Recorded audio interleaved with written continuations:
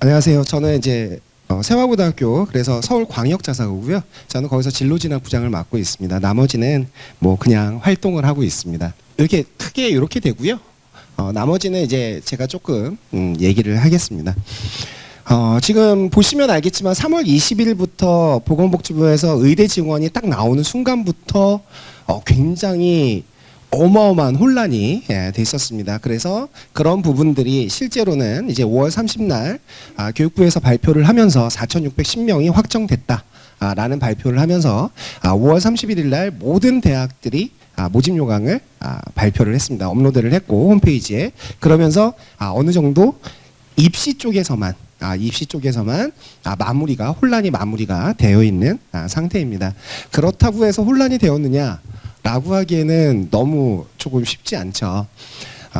지금 보면 모집 인원을 보면 저희 4,581명입니다. 왜 4,581명이냐면 29명이 재외국민 전형이거든요. 그래서 그거는 어차피 대상 자체가 크게 달라지기 때문에 29명을 빼고 나면 이제 4,581명인데요. 여기에서 보시면 알겠지만 모집 정원과 모집 인원이 있습니다. 그런데 잠깐만 이제 배경 설명을 하면 모집 정원하고 모집 인원은 좀 달라요. 그러니까 모집 정원은 정원의 인원을 딱 대학에서 몇 명 뽑겠다라는 게 이제 나라에서 이제 국가에서 정한 인원이고요. 대신에 대학의 상황에 따라서 뭐 2년 전에 뭐 동점자를 뭐 있어서 더 뽑았다. 그러니까 올해는 줄여야 된다. 아니면 덜 뽑아서 더 많이 뽑아야 된다. 이런 상황 때문에 모집 인원은 실제로는 조금 많이 달라지는 상황입니다. 지금 보시면 알겠지만 비율 자체가 많이 달라지죠. 제가 오늘 말씀드리고자 하는 거는 요새 뭐 사교육을 뭐 폄하하겠다라는 얘기는 안 합니다. 사교육 쪽에서 워낙 의대 지원을 했더니 어떻게 될 것이다 라고 하면서 굉장히 뭐 쉽게 갈 수 있는 것처럼 이야기를 많이 하고 있습니다. 저는 오늘 조금 실망스러울 수도 있으시겠지만 좀 냉정하게 좀 생각을 다른 방향에서 제가 좀 바라보는 것들을 좀 보려고 합니다. 제가 보는 이번에 제가 분석을 하면서 느꼈던 것 중에 하나는 뭐냐면 성적이 조금 낮은 학생들이 합격할 수 있다라는 경우가 아닌 것 같습니다. 제가 봤을 때는 성적이 좋은 학생들이 일부만 붙었고 일부가 떨어졌는데 성적이 좋으면서 아깝게 떨어진 아이들이 붙을 수 있는 상황이 돼버렸다. 이 정도로 해석해야 되지 않을까라는 생각이 들거든요. 왜냐하면 제가 지금 보면 1,493명 지금 밑에 보시면 이제 비율로 말씀을 드리지만 아이고 죄송합니다. 여기 보시면 알겠지만 지금 지역 인재가 몇 명이 증가를 했냐면요. 지금 전체로는 1,493명이 되겠고요. 그리고 2026년까지 하면 352명이 더 증가를 합니다. 그래서 지금 보시면 알겠지만 지역이 891명이 증가를 했거든요. 그런데 이 891명 또는 1,400명, 1,500명 가까이 되는 학생들이 어떤 한 지역에 해당이 되는 게 아니잖아요.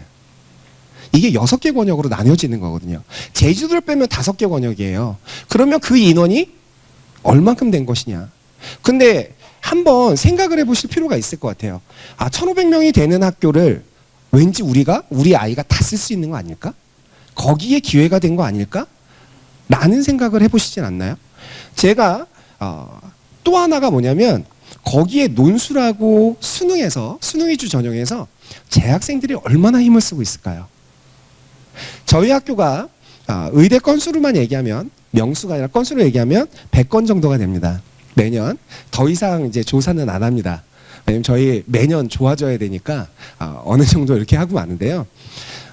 그렇게 많은 건수를 갖고 저희가 정시에서 많이 합격을 하고 있는 학교인데도 불구하고 이런 부분들을 지금 잠깐 보시면 이게 어떤 면에서든 이 전체적인 왠지 모르게 이제 사교육 쪽에서 이렇게 약간 펌프질을 하는 듯한 그런 느낌이 좀 많이 들거든요. 실제로 저희가 아까도 말씀드렸듯이 그렇게 많이 하는 학교인데도 불구하고 이게 도대체 무슨 일일까? 라는 생각들을 좀 한번 해보셔야 되지 않을까라는 생각이 좀 듭니다. 그래서 지금 보시면 어찌됐든 뭐 2035년까지 의사 1만 명을 목표로 해서 지원을 하고 있는데요. 조금 냉정하게 아까 말씀드렸지만 수능하고 논술 쪽에서 저희 학교 아이들도 열심히 노력을 하지만 그쪽에서의 합격률 자체는 N수생들이 60%가 넘어갑니다. 그러면 저희는 여기에 계신 재학생들, 졸업 예정자인 고3 학생들을 대상으로 하면 어떤 전형을 따져야 될까요? 교과와 종합만 가지고 따져야 될 거잖아요. 그러면 그렇게 그 학교에서 그렇게 한정된 전형만 가지고 따지게 되면 정말 어처구니 없는 낮은 학생들이 진짜 붙을까? 그런 생각을 좀 해보실 필요가 있지 않을까. 제가 굉장히 꿈과 희망을 드리고 뭔가를 해야 되는 건데, 꿈과 희망도 드릴 겁니다. 다만 조건은 있습니다. 조건은 있는데 좀 그런 생각을 좀 다시 한번 머릿속에서 환기를 좀 시켜야 되지 않을까라는 생각이 좀 듭니다. 그래서 그런 부분들을 좀 제가 잠깐 설명을 더 드리도록 하겠습니다. 지금 보시면 충청권이 가장 많은 얘기가 나옵니다. 비율을 보시면 91.9%입니다. 그죠? 그러면 어마어마한 것처럼 보입니다. 실제로 보면 몇 명이냐면 제일 많이 증가했습니다. 그 지역 인재의 전형에서 전체 많은 게 283명입니다. 그 정도 증가를 했거든요. 그러면 283명인데 그 충청 지역에 있는 대전도 있고요. 천안도 있고요. 그죠? 그 다음에 청주도 있고 충주도 있습니다. 그러면 283명이라는 숫자가 그 학교의 전체 고3 학생 수에 비했을 때는 굉장히 클까요? 저는 그렇게 생각 안 하거든요. 어떤 지역이든 마찬가지입니다. 여기 호남권도 마찬가지거든요. 의대 지역 인재 많이 늘었죠. 더 유리한 게 뭘까요? 호남권일까요? 전북권일까요? 여기 계시니까 전북권 지원이 있는 그 지역 인재가 훨씬 더 유리하겠죠. 몇 명 증가하신 줄 아십니까? 44명이거든요. 그러면 여기에 있는 학교의 수가 실제로 뭐 5개인가요? 그렇지는 않잖아요. 그래서 그런 부분들을 조금 염두에 두고 좀 생각을 하셔야 되지 않을까라는 생각을 좀 냉정하게 하고 있습니다. 지금 보면 전체 증원율은 충청권이고요. 이렇게 쭉 나와 있는데 그러다 보니까 저는 어떠한 생각을 하기 시작하냐면 그러면 굳이 지역 인재만 가지고 생각을 해야 될까? 그렇지 않고 오히려 일반 전형을 좀 생각해 볼 필요가 있지 않을까라는 생각도 하고 있거든요. 지역 인재와 아무래도 일반 전형을 보게 되면 뒤에서도 말씀드리겠지만 수능 최저학력 기준의 차이가 있기는 합니다. 그래도 어떤 면에서는 이러한 부분들 지역 인재가 늘어나서 아까 아깝게 떨어졌다라고 얘기했던 상위권 학생들이 합격을 하게 되면 그 뒤에 어떠한 영향이 있을까라는 생각을 하고 그걸 염두에 둔 지원 전략을 짜야 된다. 메디컬 가고 싶다. 그래요. 의대 가고 싶어요. 의대만 고집할 것이 아니라 그 나머지 것들을 같이 움직일 수 있는 것들. 나는 내신 성적이 내 현실상 의대가 상향 지원으로 할 수 있다라고 생각하면 내가 지금 어느 상황이어도 서울에 있는 상위 6개 대학까지 조합을 해서 내가 지원을 할까?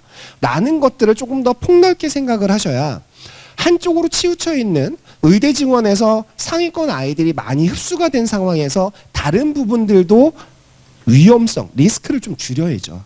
그런 생각을 좀 해야 되지 않을까라는 생각을 하거든요.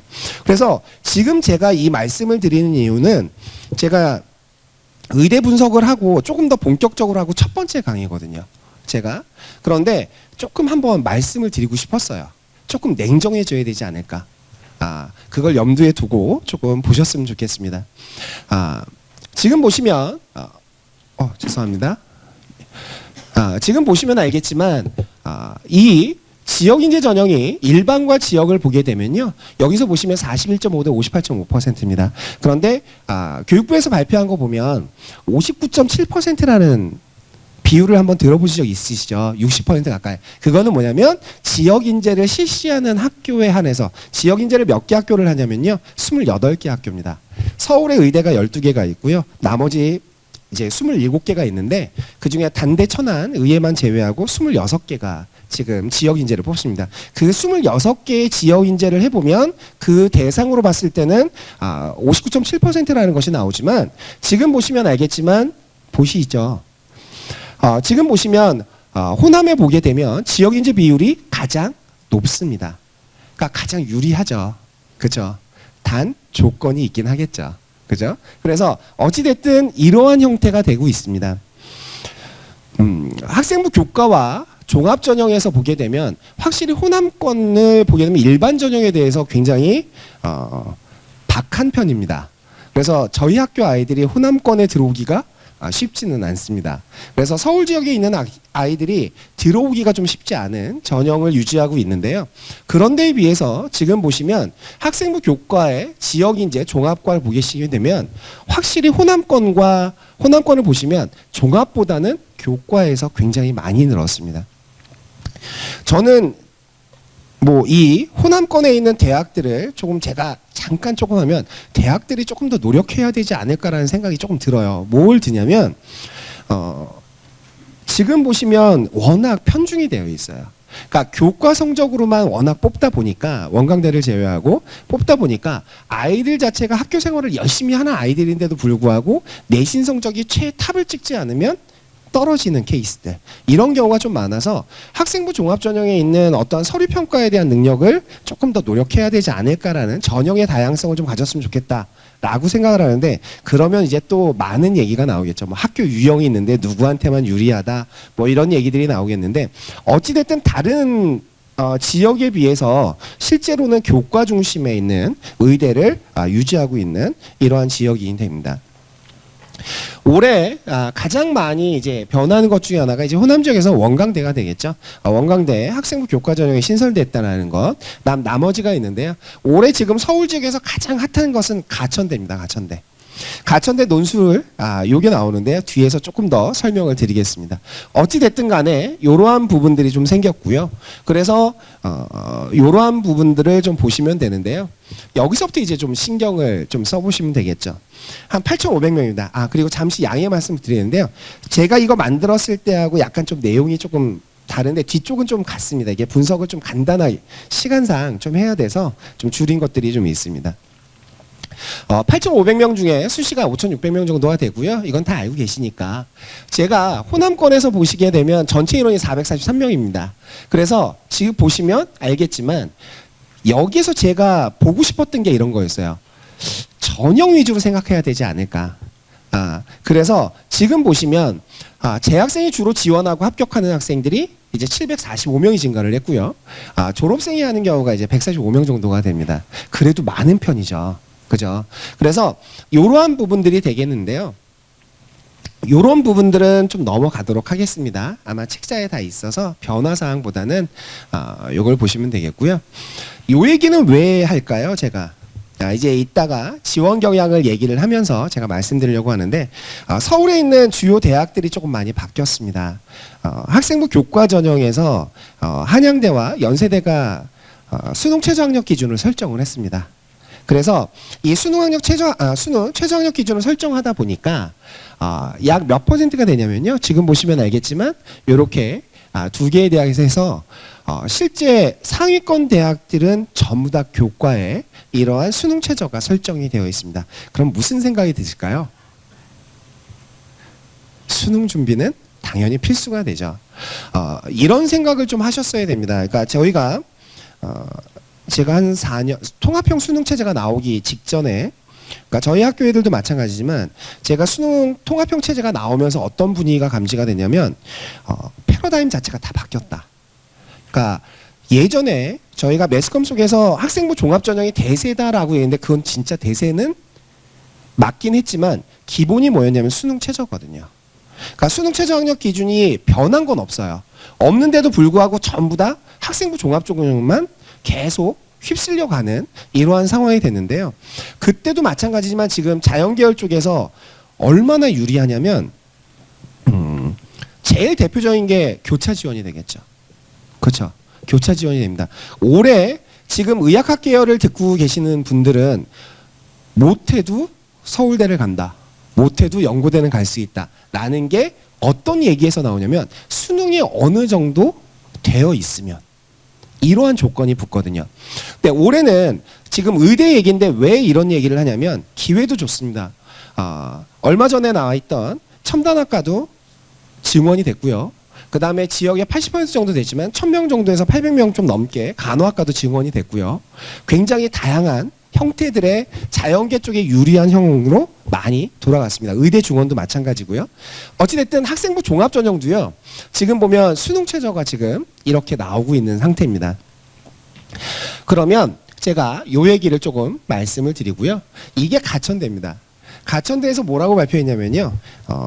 교과형 수능이다라고 얘기해서 수능 4점짜리 문제로 8문항을 출제를 한답니다. 그래서 이게 난리가 났습니다. 그래서 그래? 그럼 30번 같은 문항을 8문제를 풀면 되겠네? 그러면 내신과 관계없겠죠? 그죠? 거의 그러니까 어마어마하게 들어올 수 있겠죠. 경쟁률이. 수학을 잘하는 학생들을 뽑겠다라는 얘기인데요. 지금 보시면 알겠지만 이렇게 나와 있습니다. 그래서 8문항인데요. 40명을 뽑습니다. 아마 경쟁률이 600대 1은 넘지 않을까라는 생각을 하고 있습니다. 이 논술 전형도 마찬가지지만 실제로 합격자의 대부분을 보면 60% 이상이 졸업생입니다. 그래서 그러한 것들을 얘기를 하고요. 어찌됐든 지금 보면 일정들은 우리가 의대에 대한 이쪽 의대부터 약학까지의 논술 전형의 일정들은 이렇게 제가 정리를 한번 해봤습니다. 이거는 이제 지금 계속 사전 작업이고요. 여기서부터가 제일 중요한 얘기지 않을까 싶습니다. N수생이 들어왔습니다. 그쵸? 그래서 올해 6월 모평 지원자를 보게 되면 88,000명으로 역대 최고입니다. 졸업생이 들어왔을 때 가장 큰 문제점이 뭘까요? 제일 큰 문제점이 뭘까요? 두 가지가 있습니다. 첫 번째는 어떤 아이들이 들어오냐에 따라서 수능 등급에 대한 영향을 미칠 겁니다. 특히 국어, 수학. 지금 탐구 자체가 과탐 쪽이든 뭐 사탐 쪽이든 탐구는 쉽게 나오는 형태에서 국어하고 수학이 상대평가로 나왔을 때 그 등급의 4%의 인원을 상위권 애들이 얼만큼 들어오느냐에 따라 달라지게 되거든요. 그러면 당연히 수능 등급에서 영향을 미칠 수가 있고요. 그렇죠? 그렇게 되면 우리 아이가 생각보다 등급이 떨어질 수 있는 거고, 그럼 결국은 어디에 문제가 있을까요? 수능 최저학력 기준에 충족 여부가 문제가 있겠죠. 얼마 전에 제가 서강대 입학 영상도 보고 서강대를 잠깐 봤는데요. 서강대 인문학과 인문계열 쪽에 경영학과가 펑크가 났다 막 이런 얘기가 굉장히 많이 들어왔습니다. 실질 경쟁률이 1.05대 1 미칩니다. 그러면 수능 최저학력 기준을 통과했으면 충원돼서 다른 학교로 이동하고 했을 때 다 합격했다라는 얘기거든요. 그게 왜 만들어졌을까요? 작년에 수능 확률과 통계를 시험 본 학생들의 1등급 인원이요. 1등급이 약 94점으로 예측하고 있습니다. 94점에서 95점 예측인데요. 수원하죠. 수투하죠. 확률과 통계를 해요. 수원 수투에서도 어려운 문제 나옵니다. 확률과 통계가 쉬웠다라고 해도 한 문제가 나오는데요. 그게 2문제, 3문제 틀리면 등급이 얼마큼 될까요? 30문제 중에서 10분의 1밖에 안 틀린데도 불구하고 3등급이 뜰 수도 있다. 그러니까 인문계열 쪽에 있는 아이들은 지금 수능 최저학력 기준을 맞추기가 힘들다라는 얘기가 되는 거죠. 지금 N수생들이 상위권 아이들이 많이 들어올 거라고 예상을 합니다. 왜냐하면 의대 휴학 때문에 제가 올해 처음으로 학기 중에 의대 들어간 아이들과 사적인 모임들을 제일 많이 가졌습니다. 왜냐하면 애들이 수업을 안 듣고요. 할 일이 없어서 심심해서 학교로 오더라고요. 그래서 그 아이들, 그럼 너 뭐 할 거니? 그랬더니 본과에 있는 아이들은 차라리 이 김에 군대를 갈까 생각합니다 라는 아이들이 있고요. 또 예과에 있는 아이들은 선생님 제가 수능 시험 준비를 한번 더 해볼까 생각합니다 라고 합니다. 왜냐면 지금 자체에 휴학을 하고 있고 수업을 듣고 싶어도 안 듣는, 이제 못 듣는 경우도 생기다 보니까 그런 경우가 있어요. 저희 아이 중에 또 그런 아이도 있습니다. 서울대 약대 작년에 들어갔거든요. 삼수로. 그랬는데 선생님 저 다시 해볼래요. 얘기를 합니다.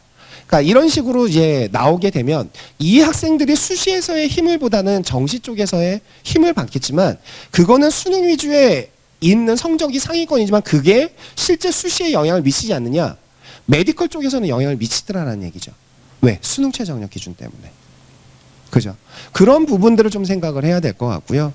그리고 또 하나가 뭐냐면 지금 의대를 가거나 졸업생 애들이 가는 경우는 두 가지입니다. 학과를 조정하기 위해서. 그게 가장 마지막 최종 평가 메디컬이 대부분이고요. 그 다음 두 번째는 메디컬에 들어갔어도 지역을 옮기겠다라는 얘기입니다. 그런 상황 속에서 하고 있는 상황이거든요. 그런데 똑같습니다. 내신 성적이 좋은 아이들이 수능 성적도 좋습니다. 그럼 지금 현재 최상위권의 대학에 들어가 있는 아이들이 내신 성적이 안 좋을까? 그렇지는 않다라는 얘기죠.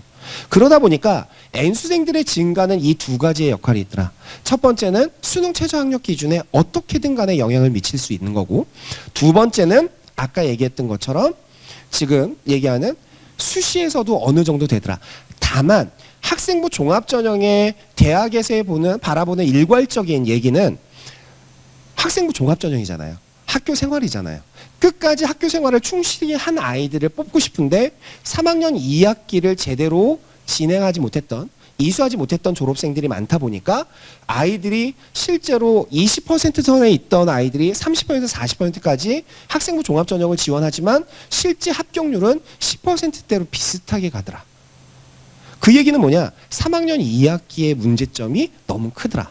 그러면 재학생에서 힘을 줄 수 있는 경우는 당연히 아까 말씀드렸던 것처럼 N수생이 늘어났다 해도 교과와 종합 중심으로 지원 전략을 당연히 짜야 되는 거고, 그게 만약에 쓸 수 없는 상황이라면 이제 논술이 나오는 거고 수능이 나오게 된다라는 얘기가 되는 거죠.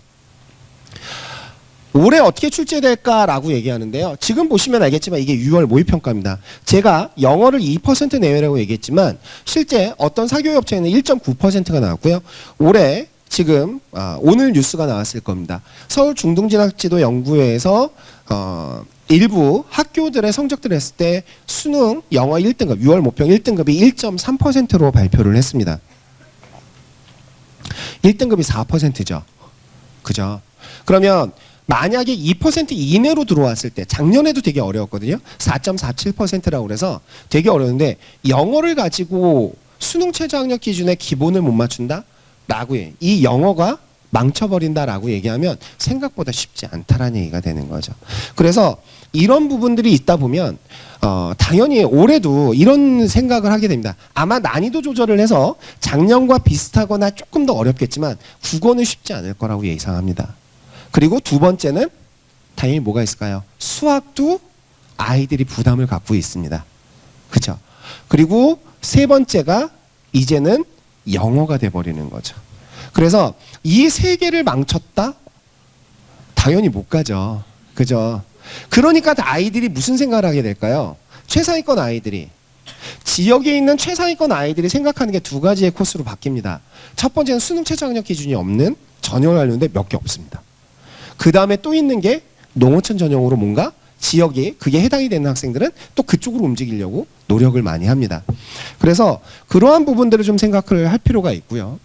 그래서 제가 올해 아까 말씀드렸던 것처럼 이렇게 분석을 조금 한번 해봤습니다. 학생부 종합과 교과만 중심으로 해서 이 아이들이, 즉 합격률이 당연히 학생부 교과는 거의 90% 이상이 재학생이 되겠고, 그 다음 학생부 종합전형에서도 80% 이상의 재학생이 합격하고 있는 전형 위주로만 좀 생각을 해보자 라고 해서 분석을 들어갔습니다.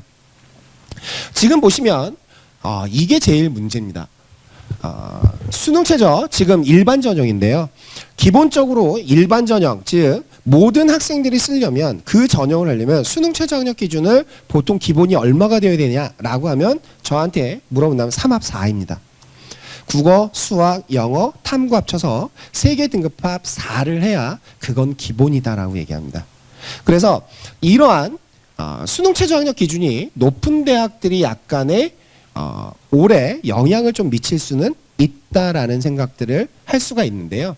그런데 지금 보시면 알겠지만 제가 오늘 입시 결과가 어디가에 발표가 다 됐습니다. 발표가 어느 정도 다 됐는데요. 지금 보시면 제가 그 이전 거라서 제가 있는 거를 다 뒤져봤습니다.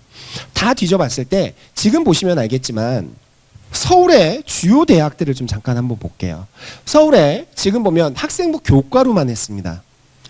교과 성적 자체를 어떻게든 간에 뭐 학교 유형별로 차이가 있을 수 있지만 지금 보시면 알겠지만 경희대, 인하대, 가톨릭대, 고려대입니다. 이 실제로 경쟁률이 평균적 고대를 제외하고요. 8대1 정도에서 9대1 정도가 되는데 수능 최저를 보게 되면 충족률을 한번 보세요. 지금 보시면 경희대가 가장 높죠. 3합 4입니다. 그게 기본이 68.7%인데 실질 경쟁률이 5.6대 1이거든요. 그거보다 높아졌을 때 실제 경쟁률은 평균 3대 1에서 4대 1 정도가 나옵니다. 그러면 실질 경쟁률이 이렇게 떨어졌다라고 해도 실제 컷을 보면, 대학에서 발표한 컷을 보면 쉬운 건가요? 없죠. 그쵸? 그러니까 이 아이들에 해당되는 아이들이 거의 없기 때문에 서울 지역에서는 당연히 어떤 전형이 많을까요? 종합 전형이 많습니다. 서울 지역의 특징을 보시면 의대 쪽에서 메디컬 쪽에서 학생부 종합 전형의 인원이 가장 많은 거고요. 이 중에서 증원이 된 데가 어디가 있을까요? 인하대밖에 없겠죠. 그렇죠?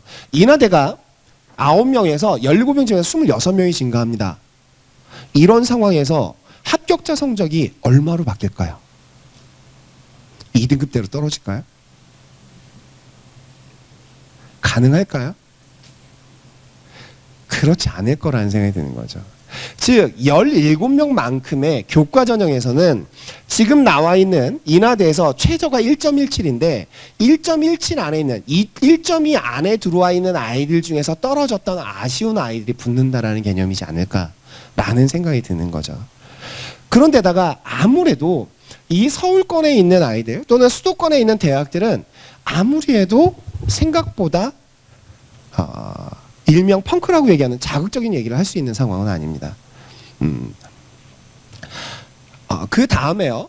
지금 보시면 그러면 비수도권에 있는 일반 전형의 합격자 성적은 어떻게 될까요? 라고 하면서 제가 발표된 것들 중에서 좀 생각을 해봤습니다. 강원대, 건영대, 경상북대, 순천향대, 충남대인데 전북대가 제가 작업하기 전에 그러니까 뒤에 발표를 해서 제가 잘 못 잡았는데요. 지금 보시면 알겠지만 3합 5부터 지금 보시면 3합 4까지 이렇게 되어 있습니다. 실질 경쟁률이요. 지금 보시면 경쟁률이 10대 1이 훨씬 넘어가죠. 건양대는 단계별이 있기 때문에 약간의 좀 차이가 있긴 합니다. 그런데 이럴 때도 마찬가지 충족률이 몇 퍼센트가 나올까요? 30% 나오죠. 그죠? 이렇게 나와서 지금 보시면 나오는 실질 경쟁률이 3대 1 이상이 되었었고 이렇게 된다는 얘기죠.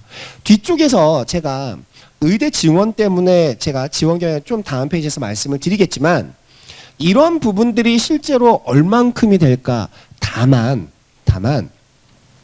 아까 얘기했던 지역 인재의 가장 기본적인 수능 최저 학력 기준은 얼마냐라고 제가 말씀을 드리면 3합 5는 맞아야 된다. 네. 3합 5는 나와야 된다. 그럼 3합 5를 맞추기 위해서 내가 준비를 해야 되느냐? 그러면 망합니다. 왜 그럴까요? 그게 어떻게 나올지 알고요. 그렇잖아요. 특히나 탐구에서 마찬가지입니다. 탐구에서 내가 이 과목 하나만 할래 라고 했을 때 그게 어떻게 나올지 알고 내가 그날의 컨디션에 따라서 어떤 성적이 나올지 알까요? 그러니까 제가 지금까지 10년 넘게 입시를 했지만 메디컬에 가장 성공한 아이들은 끝까지 모든 걸 놓지 않고 하는 학생들입니다. 그리고 어정쩡하지 않고 정말 제대로 해야 됩니다. 그래서 이러한 부분들을 조금 생각을 해보실 필요가 있고요. 을지대나 가톨릭관동대, 부산대 같은 경우는 이건 일반이니까요. 이런 부분들도 경쟁률을 좀 확인할 필요가 있는데요. 그래서 제가 지금 메디컬 전체를 해봤습니다. 전체를 해봤더니요. 이게 당연히 얼마가 되냐면 작년에 2184명이어서 지금은 2653명입니다. 그래서 지금 교과 종합이 357명, 논술과 수능은 245명이죠. 이렇게 나오게 되는데요. 아까 얘기했지만 수도권에 있는 의대는 쉽지 않을 겁니다. 아까 얘기했죠. 학과를 바뀌기 위해서 얘기를 한다. 그러면 일반 학과에 있는 아이들이 당연히 무슨 일이 벌어질까요? 메디컬로 바뀌죠. 근데 그 메디컬도 수도권 학생들은 수도권을 벗어나려고 하지 않습니다. 생각보다 그게 강합니다. 저희 학교 아이들도 지방의대를 갈래? 아니면 서울대를 갈래? 그러면 서울대를 간다고 합니다. 왜 그럴까요? 재수하려고요. 다니겠다라는 것보다는 재수를 하겠다는 아이들이 좀 있는 겁니다. 그래서 제가 좀 창피한 얘기지만 저희가 면접으로 이제 뽑다 보니까 한 학년이 한 360명 정도가 됩니다. 근데 N수생들이 제가 작년에는 체크를 못 해봤는데요. 그전에는 한 400건 정도가 접수가 됩니다. 그러니까 재수생만이 아니라 이제 3수생, 4수생이 되겠죠. 그러다 보니까 당연히 서울권에 있는 또는 수도권에 있는 의대가 경쟁률이 치열할 수밖에 없다. 그럼 저는 수도권 학생들한테 뭐라고 얘기를 할까요? 조금 냉정해야 된다. 냉정해야 된다. 그러면 서울권에 있는 아이들이 어디를 쓸 수 있을까요? 호남권 대신에 경상권을 좀 많이 씁니다. 왜냐하면 그쪽에 학생부 종합전형이 많기 때문에 그런 상황이 된 거거든요. 그렇게 치면 호남권은 이 지역 안에서 어느 정도 내가 열심히 해서 내신 성적과 그 다음 수능 최저학력 기준을 한다라면 가능성이 높아지는 건 맞습니다. 근데 아까 그 전제 조건이 뭘까요? 수능 최저가 문제인 거죠. 그죠? 그런 부분들을 하려고 노력을 해야 되는 겁니다. 이게 지역인재입니다. 지역인재에서도 지금 문제가 되는 경우가 3합3, 3합4, 그 다음 지금 보시면 4합 5, 4합 6입니다. 그래서 이쪽에 있는 3합 5나 3합 6에서는 당연히 어떠한 일이 벌어질까요? 수능 충족률이 많아질 거고 인원수가 는다라고 해서 그게 많이 펑크가 날까요? 저는 그렇게 보진 않는 거죠. 실제로. 그래서 오히려 수능 최저, 즉 수능 준비를 제대로 한 학생일수록 오히려 기회가 더 넓어지고 의외의 결과를 얻을 수가 있다. 라는 생각을 할 수밖에 없는 구조거든요. 그러면 호남권을 이제 들어가 보겠습니다. 실제 제가 의대, 치대에서 봤을 때 22개입니다. 굉장히 다양하게 지원할 수 있는 지역입니다. 다만 조금 아쉽죠. 왜냐하면 서남대라도 있었으면 폐교되기 전에 지금 전남대하고 전북대하고 이제 흡수를 했긴 했지만 있었으면 아무래도 조금 더 많은 인원이 더 있을 수 있었는데 그런 부분들이 약간 그러다 보니까 전국적으로 모집 인원 비율이 가장 적게 증가한 지역 중에 하나가 이제 호남권이긴 합니다. 그런데 지금 보시면 알겠지만 전형이 다양하다라는 걸 좀 생각을 하셨으면 좋겠어요. 의대만 고집하는 게 아니라 내 성적에 맞춰서 제가 지금까지 봤을 때 의대의 합격선은요.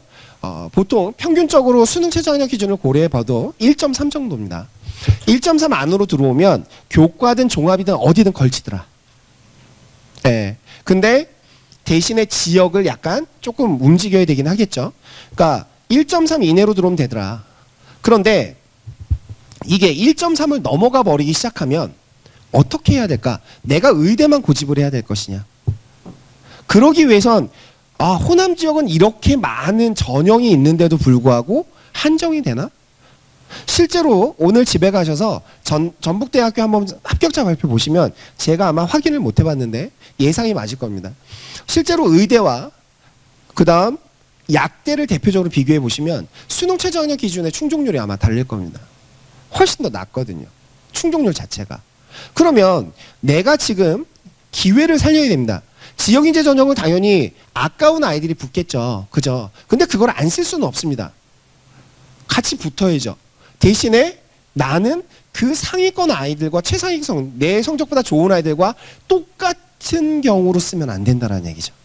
그걸 틀어야죠. 그걸 틀려면 어디가 제일 좋아요? 호남권이 좋다는 얘기죠.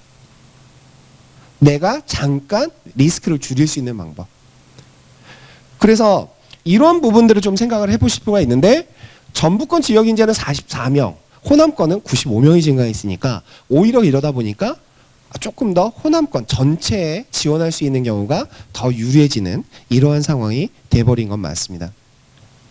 그러면 원광대가 이렇게 생겼는데요. 제가 그래서 이쪽을 조금 한번 봤습니다. 지역인재 지금까지 전북 지역은 아니지만 왜냐면 이거를 가지고 얘기할 수 없는 게 각 지역마다 수능에 어느 정도의 성적이 나오는지가 편차가 조금 있잖아요. 그런데 이제 제가 호남권을 지금 못 찾아서 찾은 것만 좀 해봤는데요. 지금 보시면 알겠지만 강원대 자체가 3합 6입니다. 어떤 일이 벌어질까요? 실질 경쟁률이 3.2입니다. 그런데도 불구하고 실제로 작년에 추합이 많이 돌긴 했습니다. 거기 보시면 최저가 그래도 1.28입니다. 이렇게 나오는 거죠. 그리고 제일 높은 여기를 보시면 순천향대를 보시면 지금 보시면 6.3대 1이었는데요. 충족률이 32%여서 실질 경쟁률이 2대 1밖에 안 나왔습니다. 그런데도 어떻게 될까요? 이렇게 나오는 거죠. 그 얘기는 결국 무슨 얘기가 나올 수 있냐면 실질 경쟁률이 낮아도 최초와 최종 합격자의 어떠한 부분들 큰 차이가 없더라. 근데 지금 변수는 인원이 늘었잖아요. 그렇죠? 인원이 늘었어요. 그럼 그 편차가 얼마큼 늘어날까요? 1등급 이상 나올까요? 그러니까 그렇게 생각하시면 안 된다라는 얘기예요. 인원수가 늘었어. 근데 아까 얘기했던 1,500명 가까운 인원을 전체가 우리 지역에서 다 갈 수 있을 것 같아. 아니면 비율 증가를 봤더니 30%가 늘었어? 50%가 늘었어? 그럼 나도 뭔가 우리 아이도 될 거야. 이러지는 않고 냉정해야 되지 않을까라는 생각인 거죠. 그런 부분들을 좀 생각을 해봤을 때 이런 거고요. 지역인재 전형의 모집 인원 증가는 진짜 큰 기회입니다. 다만 제가 얘기했던 3합5라고 하는 부분들의 기회가, 즉 내가 맞지 못하면 그냥 그 그림의 떡이에요. 그 얘기는 뭐냐면 3합5 이내로 들어와 있는 아이들은 그 안에서의 애들끼리의 경쟁이에요. 그들만의 리그예요. 그럼 저는 어떻게 해야 될까요? 그냥 쳐다만 보고 있는 거예요. 그럼 부모님은 무슨 생각이 들까요? 속 터져 죽죠. 아휴. 근데 뒤에서 보시면 알겠지만 어렵습니다. 아이들 되게 힘듭니다. 수능 출제 경향에 대해서도 좀 말씀을 드릴게요. 그래서 이런 것들을 보시는데, 그러면 또 하나가 뭐냐면 이게 작년 성적을 가지고 또 하기가 또 애매해요. 그런데 아무래도 작년 성적이 되면 인원이 늘었으니까 더 안정적인 거잖아요. 그죠? 그래서 안정적인 거를 생각을 하고 그거보다 얼만큼 빠질지는 모릅니다. 그 사례가 어디냐면 충남대 사례입니다. 작년에 충남대가 펑크가 났다라는 소식이 들렸습니다. 왜 그랬냐면 지금 딱 보시면 8대1이 나왔어요. 20명 모집에 161명, 어마어마했죠. 8대1이 했어요. 최저 충족률이 52명입니다. 실질 경쟁률이 2.6대 1이었어요. 근데 대학에서 그대로 발표한 걸 보면요, 추가 합격 최종 순위가 29번이었습니다. 그러면 20 더하기 29면 얼마일까요? 49명. 몇 명 떨어졌을까요? 3명. 그죠? 그러니까 왠지 이걸 보시면 알겠지만 지금 보시면 성적 자체가 1.43인데요. 70%가 1.25예요. 그러면 쉽게 얘기하면 1.0부터 3.4까지, 지금 나오는 3.48까지 다 촘촘한 건가요? 아니란 얘기거든요. 충남대 발표에 의하면 1차 충원 합격이 몇 명이냐면 17명이었습니다. 그 얘기는 뭘까요? 공부 잘하는 아이들이 썼습니다. 최상위권 아이들이 썼습니다. 그 다음 나머지는 어떻게 될까요? 여기 충남대야. 충청 지역에 그래도 손꼽히는 순천향대, 충남대 괜찮은 학교야. 그럼 어떻게 돼요? 나 3합사 자신 없고 여기는 합격선 지금까지 높았어. 그러니까 아이들의 심리에 의해서 지원을 중간에 안 하고 밑에 있는 아이들이 그냥 나 뭐냐 모르겠다. 에이. 그런 아이들이 몇 명이 안 된다는 얘기죠. 그러니까 중간에 비어있는 것이, 저희는 입시를 하는 사람들 중에 펑크라는 부분이요, 중간에 이게 성적이 확 내려갔다라는 게 아니라 지원을 하다가 중간이 비어서 마지막에 건너뛰는, 이게 펑크라고 얘기하는 거거든요.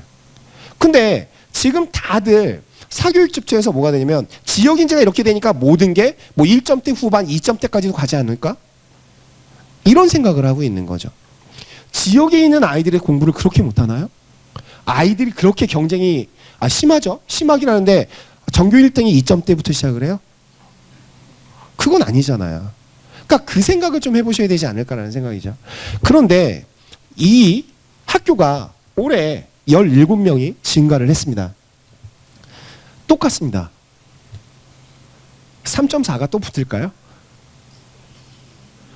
이젠 3점대도 수두룩하게 쓸 거예요. 그렇지 않을까요? 그러면 이것과 유사한 사례가 지금 전북 지역에서는 어디가 있을까요? 이럴 가능성이 있는 학교들이, 수능 최저가 높은 학교들이죠. 대표적인 게 어디겠어요? 전북대가 된다는 얘기죠. 그죠? 그런데 그런 상황이 벌어지지 않으면 실제로는 촘촘하게 돼서 인원수가 늘어난 만큼 어떠한 일이 벌어진다? 우수한 학생들이 그냥 채워지고 떨어지지 않고 붙을 것이다. 이런 얘기가 되는 거죠. 그죠? 그러다 보니까 저는 실제로 여기 보시면 이런 생각을 해봤어요. 그래서 아이들의 고3 학생 수, 이제 특성화고를 제외한 나머지 학생 수들을 계산을 해봤더니 이렇게 나와요. 이게 조금 안 맞을 수 있습니다. 근데 대략적으로 이렇게 맞게 되는데요. 제가 이제 다른 학교들 계속 계산을 해보면 한번 여기 고3 학생들 와 있거나 선생님 계시면 한번 생각을 해보세요. 아, 우리 학교의 1점대가 1.0부터 1.99까지 몇 명이나 있을까 한번 생각을 해보시면 제가 조금 알아본 바에 의하면 학교당 약 2.5% 정도, 4%까지가 1등급이지만 얘네들이 서로 왔다 갔다 하고 막 하다 보니까 한 2.5% 정도가 1등급 돼 있는 아이들이더라고요. 그러면 그 중에서 1.3 이내에 있는 아이들은 아까도 얘기했지만 어디든 붙을 수 있다. 추합이 되든 수능 최저학력 기준이 통과가 되거나 아니면 3합 5를 맞추거나 3합 6을 맞춰서 될 수 있는 곳은 되더라. 어느 순간이든. 그런데 그렇지 않고 그러면 어떤 아이들이 힘들까요? 지금 가장 큰 희망 고문이 어디냐면 1.5부터 2.0 사이에 있는 아이들이에요. 지역이 이제 늘었어. 될 것 같아. 그거는 조금 생각을 해보셔야죠. 그렇죠.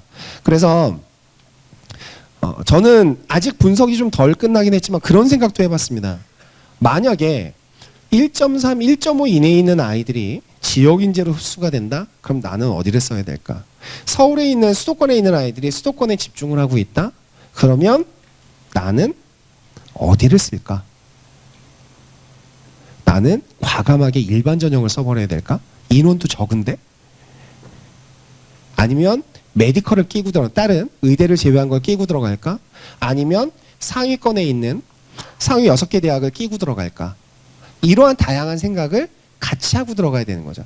그러다 보니까 지금 제가 말씀드리는 1점대 중후반 학생들이 이번에 수시 지원 전략을 짜기가 가장 힘들 거고 선생님들도 상담하기가 되게 힘들 것이다라고 생각이 됩니다. 그런데 아까도 얘기했지만 가능은 할 수 있습니다. 저기에 보시면 충청권이 0.97이고 호남권이 1.69입니다. 그러면 2.5%이 굉장히 같은데 1.69에 단순 계산했을 때 그 학생들의 수능 최저나 이런 걸 따지면 2.5로 훌쩍 가지 않을까? 그죠? 그럼 우리 아이는 뭘 해야 돼요? 뭘 해야 될까요? 4합 6을 맞춰야죠. 4합 5를 맞히든가. 그쵸? 전북대 기준을 맞춰줘야죠. 그래야만 뭔가가 이러한 변수에서 충남대 같은 변수가 생겼을 때 내가 충분히 합격을 할 수 있다라는 얘기가 되는 거죠. 그죠? 그래서 그런 부분들을 조금 생각하실 필요가 있다라는 것을 조금 이야기를 할 필요가 있습니다. 그러다 보니까 제가 서울 지역에 있는 수능 최저학력 기준을 했는데요. 실제로 보면 약대까지 해서 평균을 보게 되면 3합 6 정도가 됩니다. 지역인재는. 그리고 일반적으로 보면 3합 5가 되고요. 일반 전형을 보면. 그런데 서울 지역은 얼마가 나와요? 3합 7이 나오죠. 그렇죠. 그래서 제가 이것도 같이 소개를 해드린 거예요. 왜 메디컬을 하면서 왜 이것까지 생각을 하느냐. 아까도 얘기했지만 고집하는 것은 아니다. 고집하는 것은 아니다. 라는 걸 생각해 볼 필요가 있고요. 지금 어떤 모 지역에서는 이런 일이 벌어집니다. 제가 솔직하게 말씀을 드릴게요. 지역인지 늘었을 때 서울에 있는 선생님들은 무슨 예상을 할까요? 상위 6개 대 합격자 인원수가 늘 거야. 저희는 그런 생각을 합니다. 특히 어디가 무너질 것이다? 교과가 무너지겠구나. 그럼 교과를 종합과 같이 쓴 애들이 있을 때 종합도 무너지지 않을까? 라는 예상을 합니다. 그러면 오히려 상위권 아이들은 메디컬을 가고 그 밑에 있는 아이들이 오히려 성공할 수 있지 않을까? 왜냐하면 제가 어떤 지역에 가서 강의를 하고 학생하고 이제 선생님들하고 상담을 해보면 실제로 수능 최저학력 기준이 연대하고 한양대가 생기면서 교과가 생기면서 지역에서 뭐라고 얘기하냐면요. 수능이 안 나오는 지역은 우리가 서울로 진입할 수 있는 곳에 벽이 생겨버렸다라고 얘기합니다. 편하게 갈 수 있는 데가 없네. 난 최상위권인데 수능이 아예 안 나와. 그런데 나 연대 추천형 쓰려고 했어. 근데 수능 최저가 생겼네. 되게 낮은 것처럼 보이지만 그게 안 되는 아이들도 꽤 많거든요.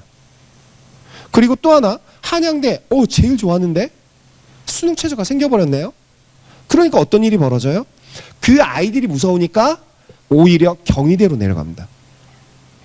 그러니까 실제로 지역에 있는 아이들의 수능 체를 보면 3화보를 다 맞춰요. 그러니까 1.3 이내에 있는 아이들은요, 1.5 이내에 있는 아이들은 3화보를 웬만하면 다 맞춥니다. 근데 1.5를 넘어가서 2.0 사이에 있는 아이들이요, 3화보를 못 맞춰요.